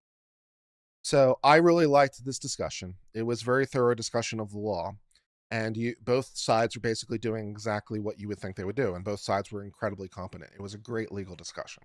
I really liked the way both sides handled it in sort of how they went through the case. They both were doing exactly what you would hope that they would do. They were both equal to the task, as far as I'm concerned, between Dick Harpootlian and Walters, whatever his name is, on the prosecution side. They're both equal to the task, right? They knew the cases, they knew what they said, and they wanted to use their cases to make their point, and they did a fantastic job. So Murdaugh starts with the best case. Murdaugh's side starts with the best case on point. U.S. Supreme Court, not hard not to do much better than that. Right? The U.S. Supreme Court has spoken to this. Waters. I wasn't sure if it was Waters or Walters, but Waters, yeah. So Murdaugh's side starts with the best case on point, U.S. Supreme Court. Says we need to do this kind of hearing, and the judge is like, no, we're not doing that because I think that the South Carolina Supreme Court has provided the more operative guidance in the case called Green. Fair enough. The South Carolina Supreme Court, as it happens, has had to apply the U.S. Supreme Court decision, as states do, as district courts do, and sometimes they disagree about exactly what the Supreme Court meant, which happens. But they say, okay, well, this is what we think the Supreme Court of the United States said to say on the subject. And she says, well, the South Carolina Supreme Court has spoken on this issue and their interpretation of it. It is the operative law in South Carolina. Fair enough. Okay, fine. So we're going to go to this case called Green. Fine. All right. So then Murdaugh tries to rejoin with his idea, okay, in the case Green in South Carolina, the court at that point was speaking favorably to the Court of Appeals decision, which itself was ratifying or speaking favorably to the U.S. Supreme Court decision. So although the case Green itself might not have spoken explicitly about this U.S. Supreme Court case, they affirmed the Court of Appeals, which spoke about the U.S. Supreme Court decision, and therefore we think that you should look beyond the surface of the Supreme Court's decision in Green, look to the Court of Appeals decision that preceded Green on Court of Appeals level, and see what they had to say, because it brings back in this law that we really like. Okay. So then they argue about that for a while, and the judge basically at some point says, okay, here's what's happening, right? I'm going to be doing this by the South Carolina Supreme Court rules, as best as I understand it, right? So we're gonna do it that way. Okay. And then basically both sides agree that they should interview all the jurors. That's at least what I heard. Both sides said that we should bring in all the jurors and interview them. Okay, that sounds fine to me. And Becky Hill, presumably. Okay. And then the issue became, okay, what questions are going to be asked? Now, this is where I don't know the law well enough, and I'm not certainly going to disagree with a former Chief Justice of the South Carolina Supreme Court without having read into the issue. I of course have no problems with disagreeing with the Chief Justice of anybody, including the United States, including the Supreme Court as a whole. I disagree with the Supreme Court all the time. 9-0 decisions. I disagree with the Supreme Court. Of course, in those cases where I'm disagreeing with the Supreme Court, I'm exceptionally well informed, right? I don't speak out of turn, because I don't want to dissent and criticize, a 9-0 Supreme Court without knowing what the hell I'm talking about. And since I don't know exactly what I'm talking about in this domain, because of course it turns on South Carolina specific law, then I'm going to mind my P's and Q's and assume the judge knows more than me, which is a very reasonable assumption, because I don't know as much as she does. So she's like, okay, we're going to ask whether or not this mattered. Did it affect your verdict? I'm like, okay. Now, to my mind, that sounds wrong, because again, that goes against the whole preview I gave you, right? The whole preview I gave you is like, if it happened, game over. And she's like, no, if it happened, not game over. I'm going to ask the question, did it matter? In so much as I'm going to ask, did it impact your verdict? I'm like, okay. That strikes me as slightly odd to me, but okay, she says it's the law of South Carolina. I will believe her. It's the law of South Carolina. It defies my expectations, but not the first time on my channel my expectations have been defied by a relevant state law or relevant state court decision. So, okay, that's the way they roll in South Carolina, so I'm willing to be corrected. So they're going to ask the question, did it matter in so much as did it impact your verdict? Okay, great. Then the judge sort of goes on a 20-minute tear at the end about stay in your lane, which I thought was just fine. I have no problem with this. I have no problem with this. Stay in your lane.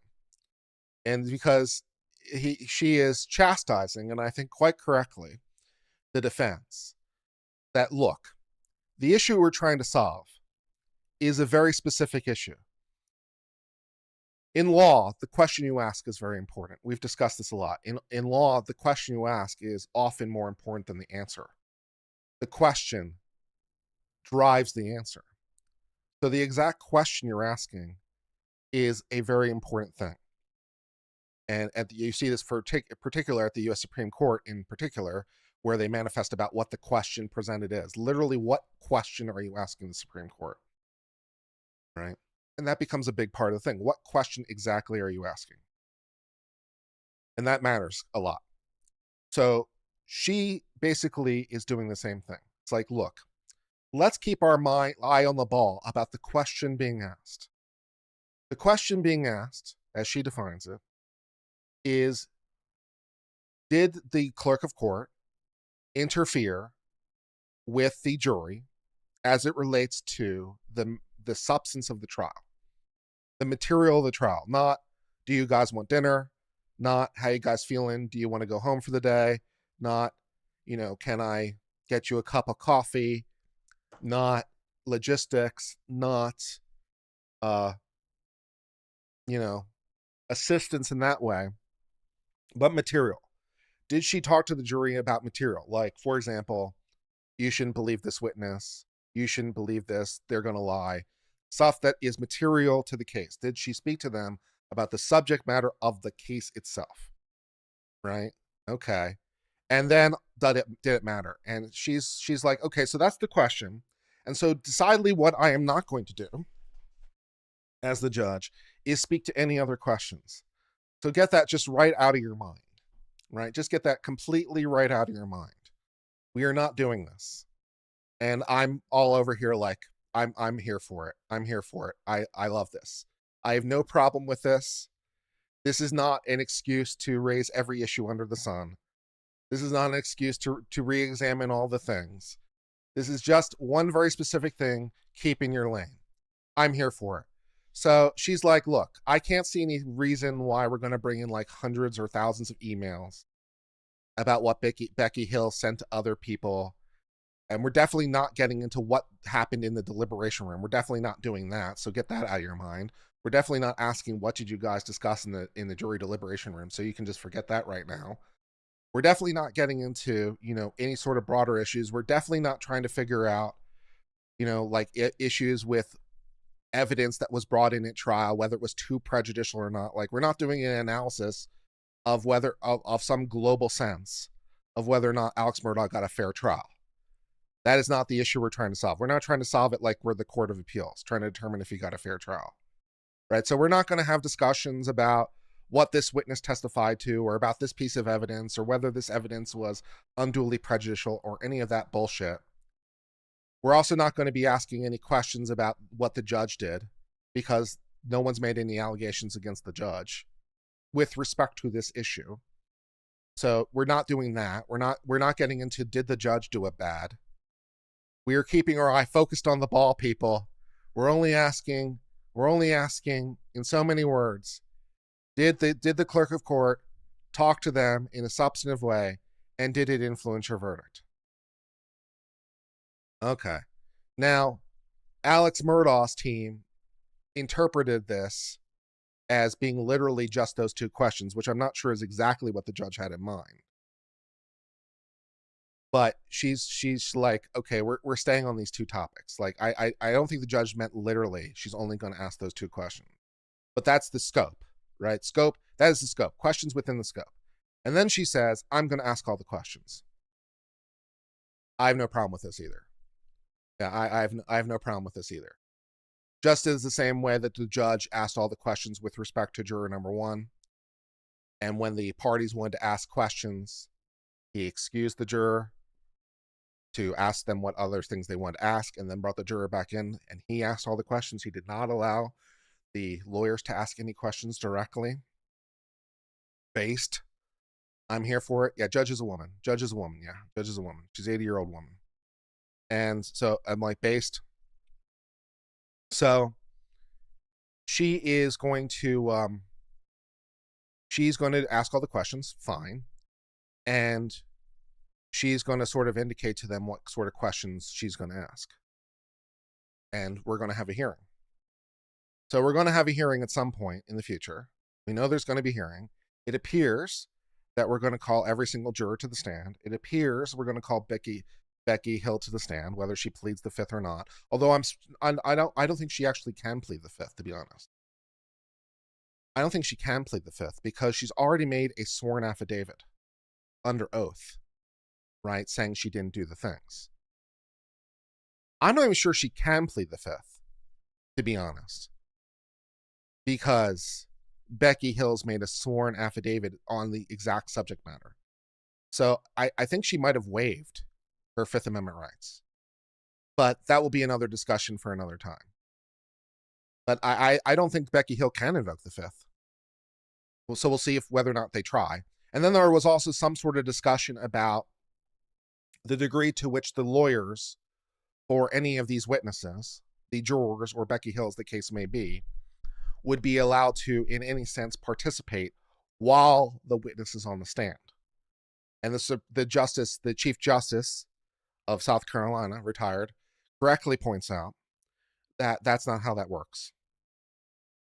The lawyers for the witness don't get to talk to the witness while the witness is on the stand. That is not how that works. Because they're on the stand. They're not allowed to talk to the lawyers about stuff, you know?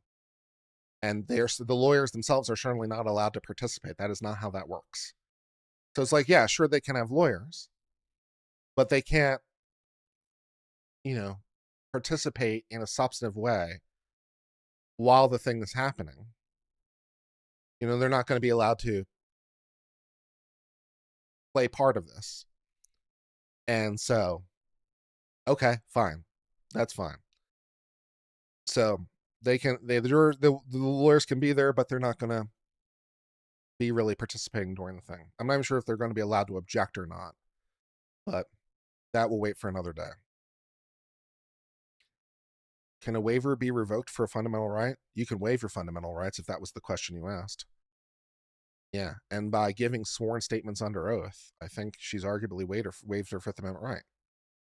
Because she has the right to be asked about that. I'm pretty sure. So yeah, we're going to have a hearing at some later time. Can waiver be revoked? No. Not within the context in which you waive it, no. Not as far as it goes, no. Yeah, not as far as it goes, no. So, you give it up, you lose it. She would still have 5th Amendment rights as it relates to other contexts, but I'm not sure she has it for now. Super chat for $5. Say, I listened to your discussion with Destiny. It was a very good discussion. Seems like Destiny's fans enjoyed your demeanor and honesty. I thought it was a very good discussion too. We will be discussing it later on my channel, probably this afternoon. We'll see how time does. We're gonna do a stream about Maya probably at the end of the business day.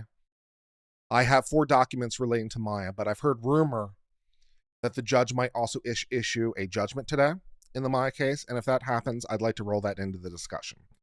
So as a result of that, we're going to defer on the Maya stuff until the end of the court day so that we can see whether or not there's also a judgment entered, as is the rumor. So we can fold it in if it comes. So we will discuss that probably around 6 p.m. my time. And we'll try to squeeze in. We'll see if we want to squeeze in discussion of Destiny today. We're definitely going to do it at some point in the relatively near future. It was a good discussion. I think we talked past each other a little bit.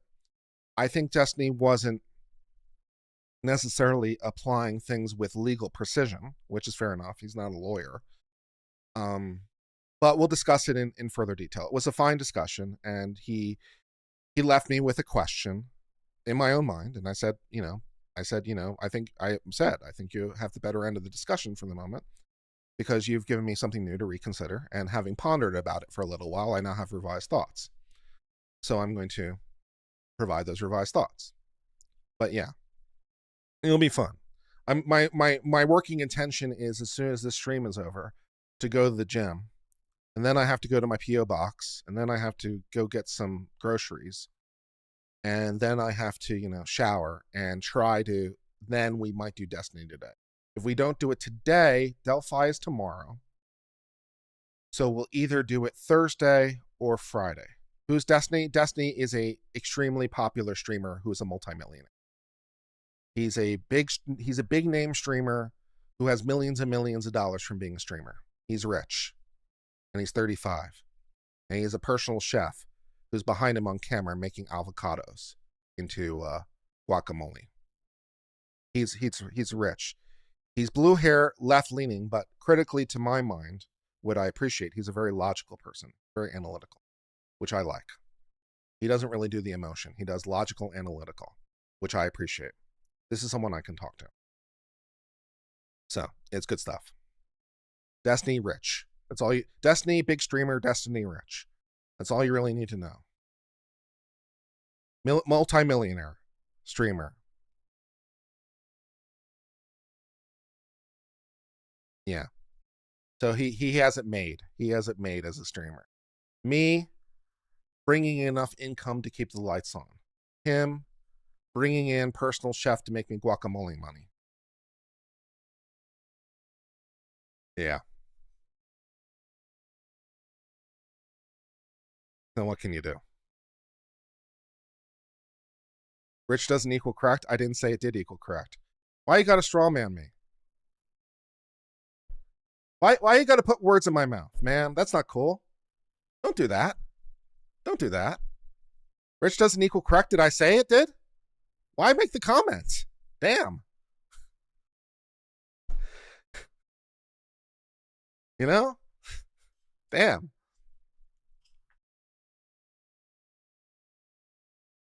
Do I feel he should have a new trial? I don't know enough information to answer the question. I don't know enough information to answer the question. That's a consistent answer for me. That's what I've always said. I don't know. I don't have enough information to answer the question. The only thing I've said consistently is he deserves a hearing, and he's going to get it. And then we can evaluate whether or not he deserves a trial based on the answers to the questions that the jurors give. And we can evaluate it based on that. Sorry, I wasn't speaking for you. Fair enough. I just like when people say things like that, I just always assume it's based on something I said. Because you'll have to forgive me, because people have a tendency of misquoting me or saying things I didn't say. And it gets a little bit frustrating sometimes, because it's like I have to defend a position I didn't take. For example, although it didn't come up in the stream with Destiny, I forget the name of the guy. It starts with a P. I can't quite remember the name of the guy. But apparently on Destiny's channel, he has interactions with this, I want to say it's Pesco or something like that. Pisco is apparently a left-leaning lawyer who has some notoriety via Destiny, who has a bit of a reputation. And for example, at part of the stream I said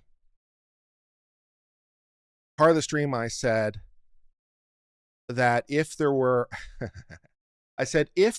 we were talking about what makes a riot and what doesn't make a riot. What does it take for it to make something a riot?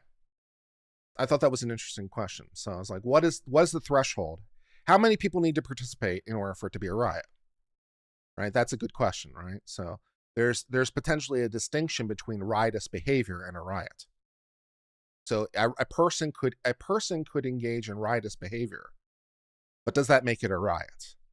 Like what does it need to make a riot, right? So, to take the extreme example, if you have a perfectly peaceful march, and one guy decides to throw a Molotov cocktail through some window somewhere, I don't think that somehow turns the march into a riot, despite the fact that the person is engaged in riotous behavior. If everyone in the crowd does it, it's riotous. It's a riot. If it's a guy in a march, I don't think that turns the march into a riot. I think that turns that guy into an asshole. So it's like, okay, so what do you need for it to be a riot? And it's like, I don't know the answer to that question. I don't think it's 51%. I don't think it's that much, but I don't know what the threshold is. And so I said, if you had a group of 100,000 people and 100 of them engaged in a brawl, I'm not sure that either you, nor I, nor the public at large would consider that to be a riot. Because it's 100 people of 100,000. I'm not sure that's what a riot makes. Okay. And then Pisco, or whatever his name in chat, not that we were talking to him, Pisco in chat says, essentially, and we'll respond to it verbatim when we do the stream, he says, so Uncivil is saying that if 100 people went in with, Uzis and went into the Capitol to disrupt it, that wouldn't be an insurrection. I'm like, bitch, dude, come on. That's not what I said, right? You're taking my argument to an unfair extreme, right? You're taking my argument to an unfair extreme. It's like, it's just not a fair characterization, so I was like, that's not fair. And so there was some of that. And Destiny and I were definitely talking back past each other a little bit at some points. But overall, it was a good discussion. So we'll discuss it in greater detail today. Pisco, yeah. Pisco was like, I'm like, that is not fair. That is not what I'm saying. No. There is a difference. There is a difference between 100 people. There is a difference if in the crowd of 100,000 people, 100 people engage in a brawl, versus in the crowd of 100,000 people, 100 people go with Uzis into the Capitol and shoot the place up. Those are not the same situation. So yeah.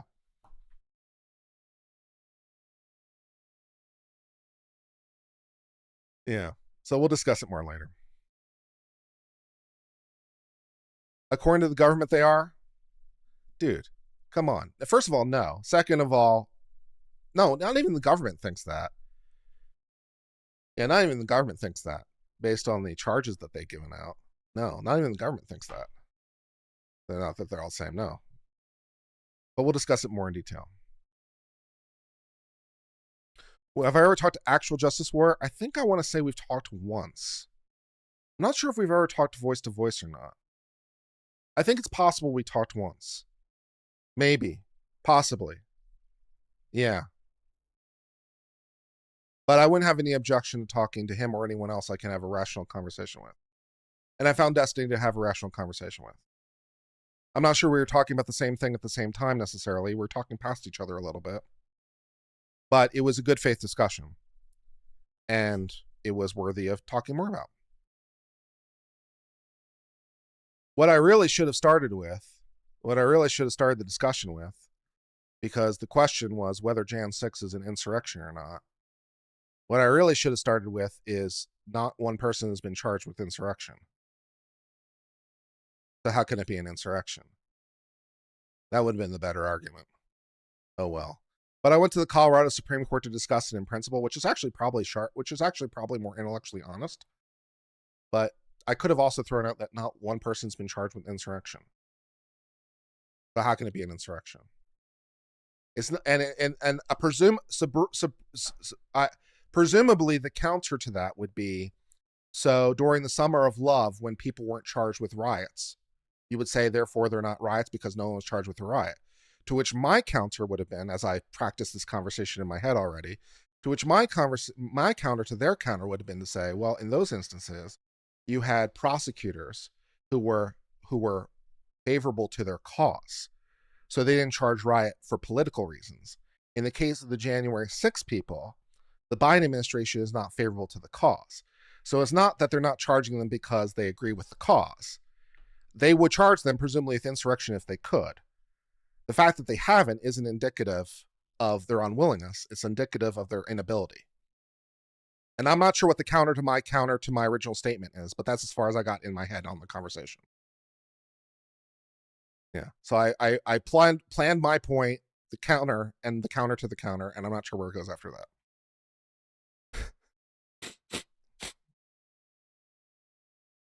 Yeah. See, Drevel, this is where I think this is again where I have to chastise my friends on the right to the issue, because we have to consider everything within its own relative context. Yeah, what's the counter to the counter and the counter? I don't know. I don't know what the counter is to that. I haven't figured that far. I haven't gamed that far ahead. So I'm not sure what the counter to that is. If I did know, then I'd obviously make it, but I haven't figured out what it is. But yeah, with respect to people being invited into the Capitol, that is true potentially for some people, but it is certainly not true for everybody. And as always, as ever, when we're talking about these things, we have to remain honest within our own frameworks. We have to remain honest to what's true. And you can't, for the exact same reason I'm hesitant to categorize the thing as an insurrection, right? You can't just look at you can't look at the exception, right? As you're categorizing the thing as a whole, you can't look to the exception. That's dishonest. So it is certainly true that many people did not riot at all. There were 80,000 people at the Ellipse, and there was a huge crowd at the Capitol. And to the best of my knowledge, the FBI has only identified something like 1,200 people that might have violated the law. So it's certainly not true that everyone rioted. It's certainly true not everyone broke the law. And it might be true that certain individuals were invited in by the police. That's possible. But I don't think you can use the exception to categorize the event as a whole. I don't think that's an honest proposition. And it is certainly true, because we've seen the evidence to validate it's true, that people did in fact break doors, break windows, climb in through broken windows, open doors from the inside because they're on the inside now, and otherwise engage in disruptive and destructive behavior. So I think calling the whole thing as a riot is a fair characterization of the thing as a whole. That's why I had a 50-part series, the Capitol Riot series, where we discussed like 50 individual cases. Because I'm like, yes, I think it's a fair characterization to call the thing as a whole as a riot, in my opinion. And I think trying to say some people were invited in as a counter is somewhat disingenuous. Videos prove invitations. I'm not disagreeing with your point. I'm just disagreeing with how you, or maybe we are. I'm not disagreeing. Well, I'm assuming for the sake of argument, because I don't care. Well, I don't care because I don't think it changes the answer. So I will assume for the sake of argument that some people were invited in by the police. I mean, we've seen some videos that would reflect that.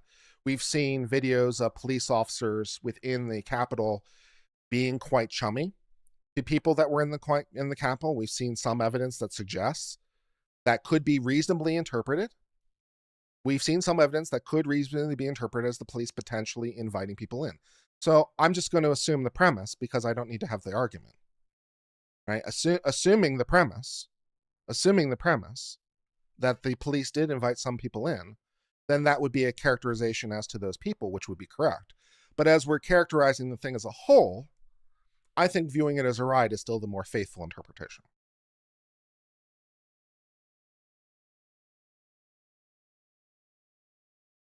How would you as a person being let in know you're participating in a riot?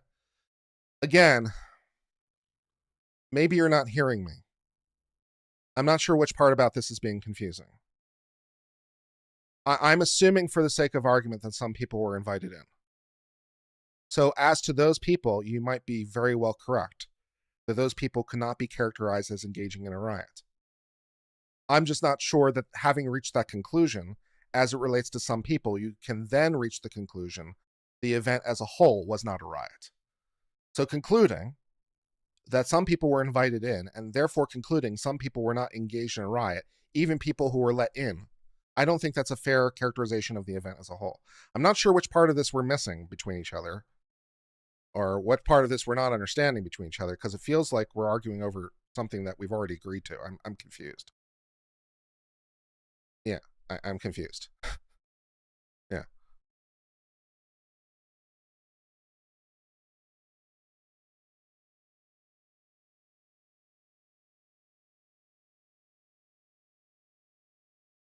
Just trying to understand when you as a person being charged with rioting would know you're breaking the law. Well, I'm not sure, to the best of my knowledge, at least in the cases we covered 50 of them, or 53 of them, or whatever it was. If anyone was charged with rioting, it was like one person, maybe two. Like, for the vast majority of the people we reviewed, they weren't charged with rioting. They were charged pretty universally with trespass, with disruption of an official proceeding, and with parading. Seemed to be the government's kind of go-to charges for the swath. But again, when I think about a riot, I think about the collective, right? The term riot to me is about the collective, not necessarily the individual, right? Which is why I distinguished earlier between riotous behavior and a riot, right? A person can engage in riotous behavior.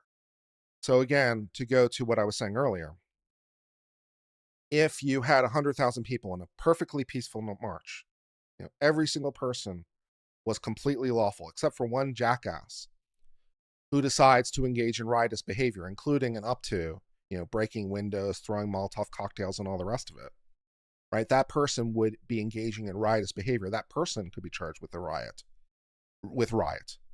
But I don't think it would be fair to characterize the crowd as a whole as a riot, right? The term riot to me implies the collective, not the individual. So, to my mind, the individual actions of the individuals become somewhat less important as we're considering the overall crowd. What is the nature of the overall crowd in sort of how they're participating? So we move from a trees level analysis where we're talking about people to a forest level analysis where we're talking about the crowd. And how do we characterize the crowd? And I think characterizing the crowd as a riot is a fair characterization because, well, point generally in the direction of everything, at least in my mind. So that's what I think. But I use the term riot very deliberately. And I've used the term riot very deliberately because, as the Colorado Supreme Court made note, riot is on a continuum of bad, right? So Donald Trump's lawyers suggested the correct way to view the continuum of bad is riot, then insurrection, then rebellion. These are different levels of bad. So a riot isn't as bad as an insurrection, isn't as bad as a rebellion. I'm like, okay, so that makes sense. So yeah, so having concluded it is a riot doesn't mean that therefore I conclude it's an insurrection, because to my mind those are different issues, which was the whole thing we were discussing with Destiny. So like, I don't want to be mischaracterized about what I am and I'm not saying, but I think to view the whole thing as a collective riot I think is fair because, well, I watched it happen live. I was streaming it live. I watched it happen live. And I'm like, yeah, that looks like a riot to me. When I look at that, I'm like, yep, that looks like a riot. That to me is what a riot looks like. That's riotous. And of course, that does not necessarily, and then of course, once you have to adjudicate for each individual person, what is true of the collective is definitely not true of the individual, right? So justice ultimately has to be merited out on the level of the individual. So having concluded that the crowd as a whole is a riot doesn't necessarily speak to any individual person. And doesn't necessarily mean that every person was participating in the riot or every person was rioting. It just means the thing as a whole is a riot. So it's the frame of reference. It's how we're characterizing different levels of thing. So what's true of the individual is not necessarily true of the group. And what's true of the group is not necessarily true of the individual. Right? As we're considering our frames of reference. How's that? Is that working for you? Is insurrection given a technical definition? Yes, as a matter of fact, it is. Hold on, I can look it up.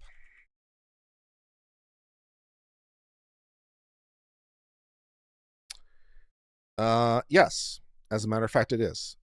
Insurrection is defined in the U.S. Code, 18 U.S.C. 2383. Rebellion or insurrection. So, at least they seem to think that rebellion and insurrection are the same level of thing, because that's how the U.S. Code defines it, right? So Trump's lawyers were like, a mob is not as bad as an insurrection, is not as bad as a rebellion. The U.S. Code disagrees, incidentally. They treat rebellion and insurrection as the same thing.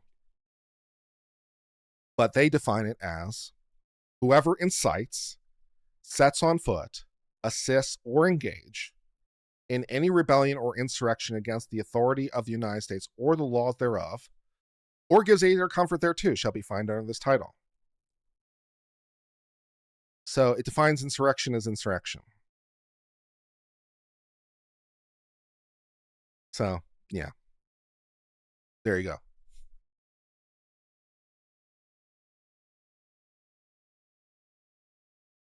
Well, strictly speaking, it doesn't define insurrection as insurrection because the titles don't really count. So then you'd have to go to the case law to define what insurrection is. Yeah. So you have to go to the case law to define insurrection. But I thought that the Colorado Supreme Court's definition was pretty good, or the one they cited rather, because they cited a treatise from Westlaw, which I thought was pretty good. And treatises, incidentally, if you're not familiar with the term, they're also called horn books. Treatises are compilations of law as it relates to particular topics. It's basically everything you need to know on a particular topic of law. Treatises are great. They're fantastic. Like, do you want to know everything there is to know about a particular topic? Get a treatise. They're fantastic. They'll include everything you want to know. They're very thick books because they include all the law.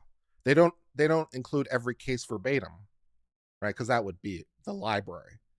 But they include summaries, citations, and discussion of all the laws that relates to subjects. So treatises are great. So treatises are a great way to understand the law in a hurry. And they're a great place for lawyers to start too. Because they'll give you like the seminal cases, and then you can go look them up and get cross-references. Treatises kick ass.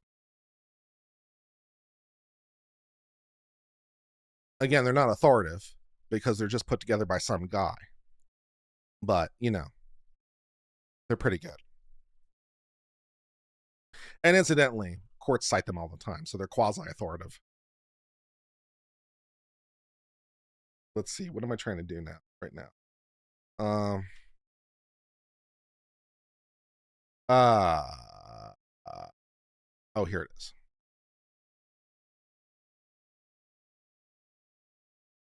Let's see.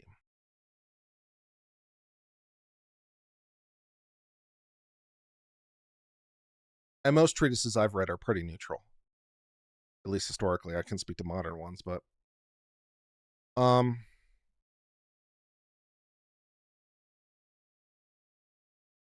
let's see, where is this definition? Give me a second, I have to find it. Oh, here it is. It's in the Colorado Supreme Court decision. It's paragraph 183 if you want to look it up at home. They cite a treatise called Insurrection, and the treatise defines it this way. Insurrection is distinguished from a riot and offenses committed with mob violence by the fact that in an insurrection, there is an organized and armed uprising against authority or operation of government, while crimes growing out of mob violence, however serious they may be and however numerous the participants, are simply unlawful acts and disturbance of the peace, which do not threaten the stability of the government or existence of political society. So, it seems to my mind, after discussion with Destiny, that the organization is probably the critical element of an insurrection. It's the pre-existing agreement, right? And I don't know why we're discussing this now, because we're going to have this whole discussion again when I do the stream with Destiny, but that's where we are right now. Destiny made a point, which I didn't have a good rebuttal to at the time, which is when you're viewing intent can typically form in a moment, which is correct, right? And he pointed out quite correctly that if you're thinking about premeditated murder, premeditation can form in an instant. It doesn't require any particular length or deliberation. So he argued, therefore, that the intent to engage in insurrection can likewise form in a moment. And I didn't have really a good rebuttal to it at the moment. But when it comes to the issue of an insurrection versus a riot, if we're going to maintain the distinction between the two, right? If we're going to maintain the distinction between the two, then I'm not sure that the intent can form in the moment, in the sense, because what does that leave left for a riot versus an insurrection, right? If you assume the crowd went down there with peaceful intentions, right? If you assume the crowd went down there with the intention to use force to overthrow the government or delay the process, then it's game over, right? It's game over. If the crowd went down there with the intent to use force to disrupt the governmental process, it's game over. It's an insurrection. So for this to work, you have to assume that they didn't go down there with that intention. They went down there, as Trump said, just to have their voices heard and make their voices heard. They went down there to protest, which is lawful, right? So if they went down there with the intent to use violence and force to disrupt the government, it's an insurrection. If they went down there with intent to protest, then it's nothing. It's a protest, right?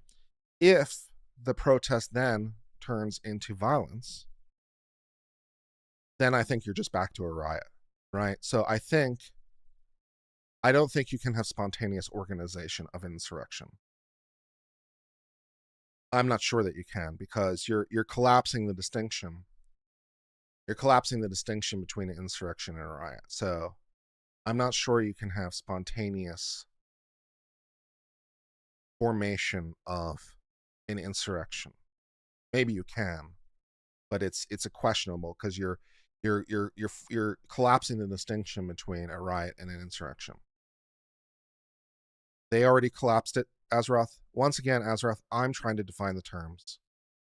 Azeroth, for the love of God, I'm talking about myself, and I'm talking about how we view it. I'm talking about my views with Destiny. Can we stay on topic, please? For the love of God, Jesus. I'm talking about my perceptions. I'm talking about how I'm dividing the lines. I'm talking about how I think about the issue. Not how I'm trying to define the terms. Jesus Christ.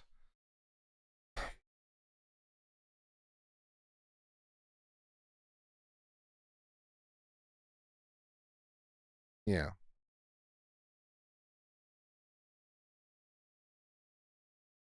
And then the only sort of question left towards that, the only question you have left towards that, which is the question we left sort of with, is if you assume it's a riot,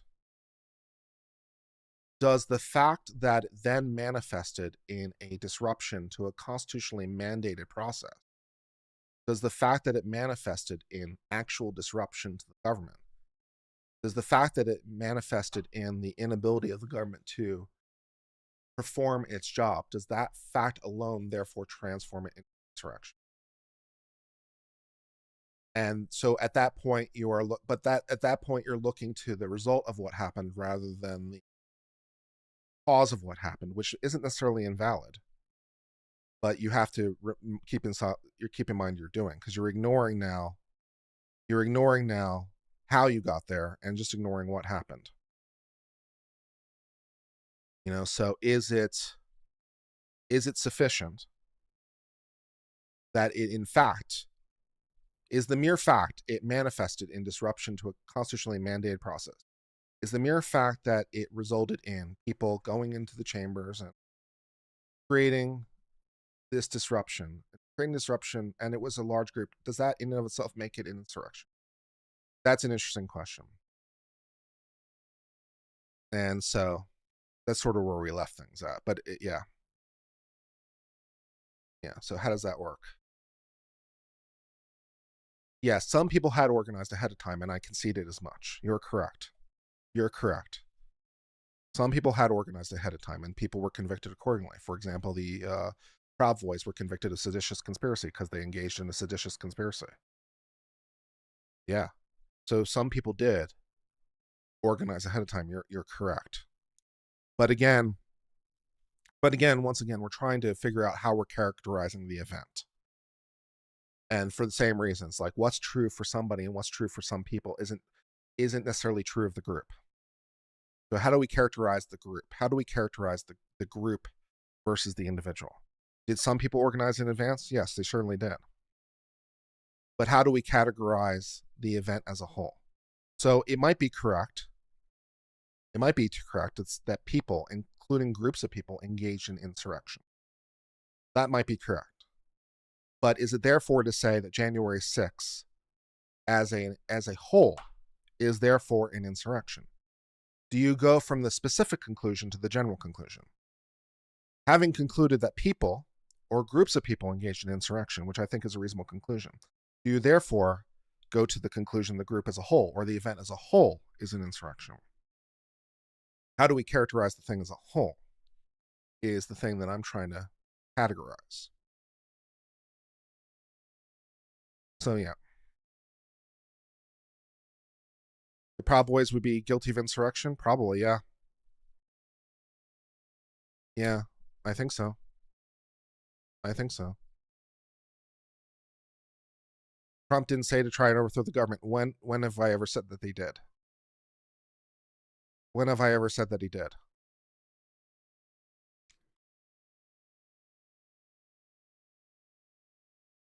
You know,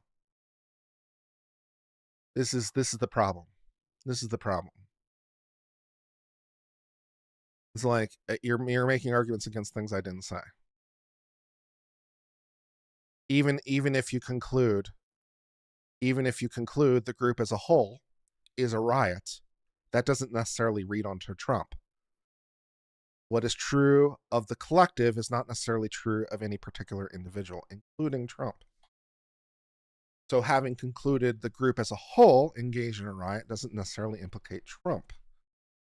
Now you're moving back from the general back to the specific. You didn't say you just said that, just point out the obvious. Yeah, sometimes it's unclear. It's unclear when people type things exactly what they're saying or exactly what they're responding to. So I just assumed it was responsive to something I was saying rather than a general observation, which I think you'll concede was a reasonable conclusion for me. So I read your comment as a response to what I was saying rather than as a general observation. I hope you'll forgive the error.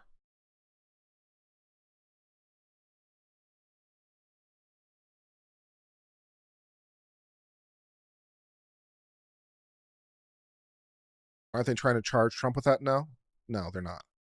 They're not trying to charge Trump with 2383 now.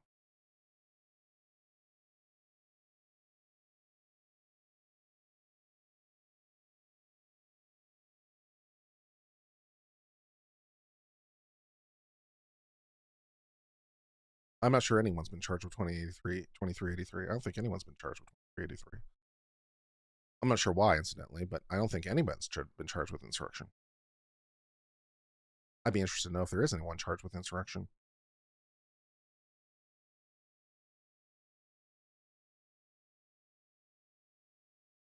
All right. Well, I can look forward to having this entire discussion later, I'm sure. Because I imagine the chat comments are going to be roughly the same. So we'll do this all over again. That's okay. It's going to be a stream, isn't it? It's going to take some time.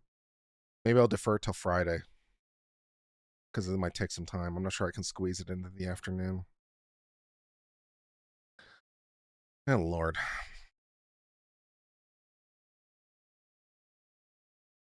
Yeah, I think they make a huge deal if it is someone been charged with insurrection. Yeah, I think so. That's true.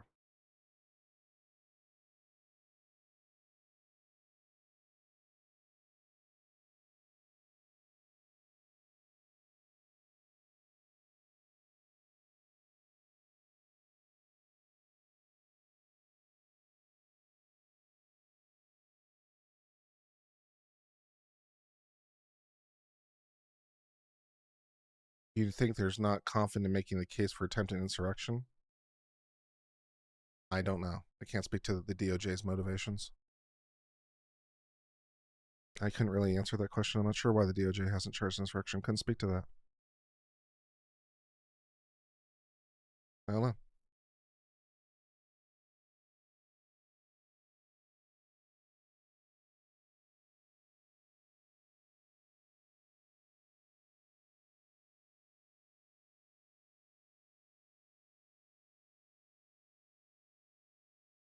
This discussion gives me more opportunity to refine my argument. I suppose there's that. That's true. Am I looking forward to the move? I'm definitely looking forward to being closer to Nate the lawyer and Attorney Tom. I'm really hoping it will result in some good opportunities for us both. For all three of us, I'm hoping it will result in good opportunities. Speaking of which, I need to record some stuff for Attorney Tom. When is that supposed to happen? Hold on.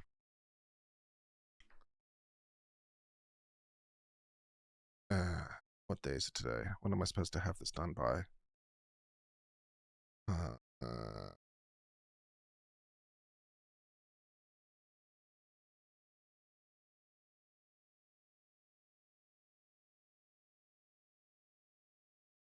The 18th. I'm supposed to have this done in 2 days. I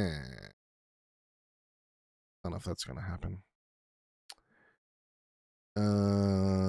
I'll do it at Thursday. I'll do it on the 18th. All right.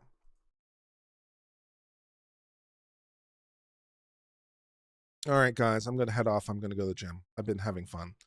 Until later, my friends, it's been fun. I'll talk to you guys soon. Later, and goodbye for now.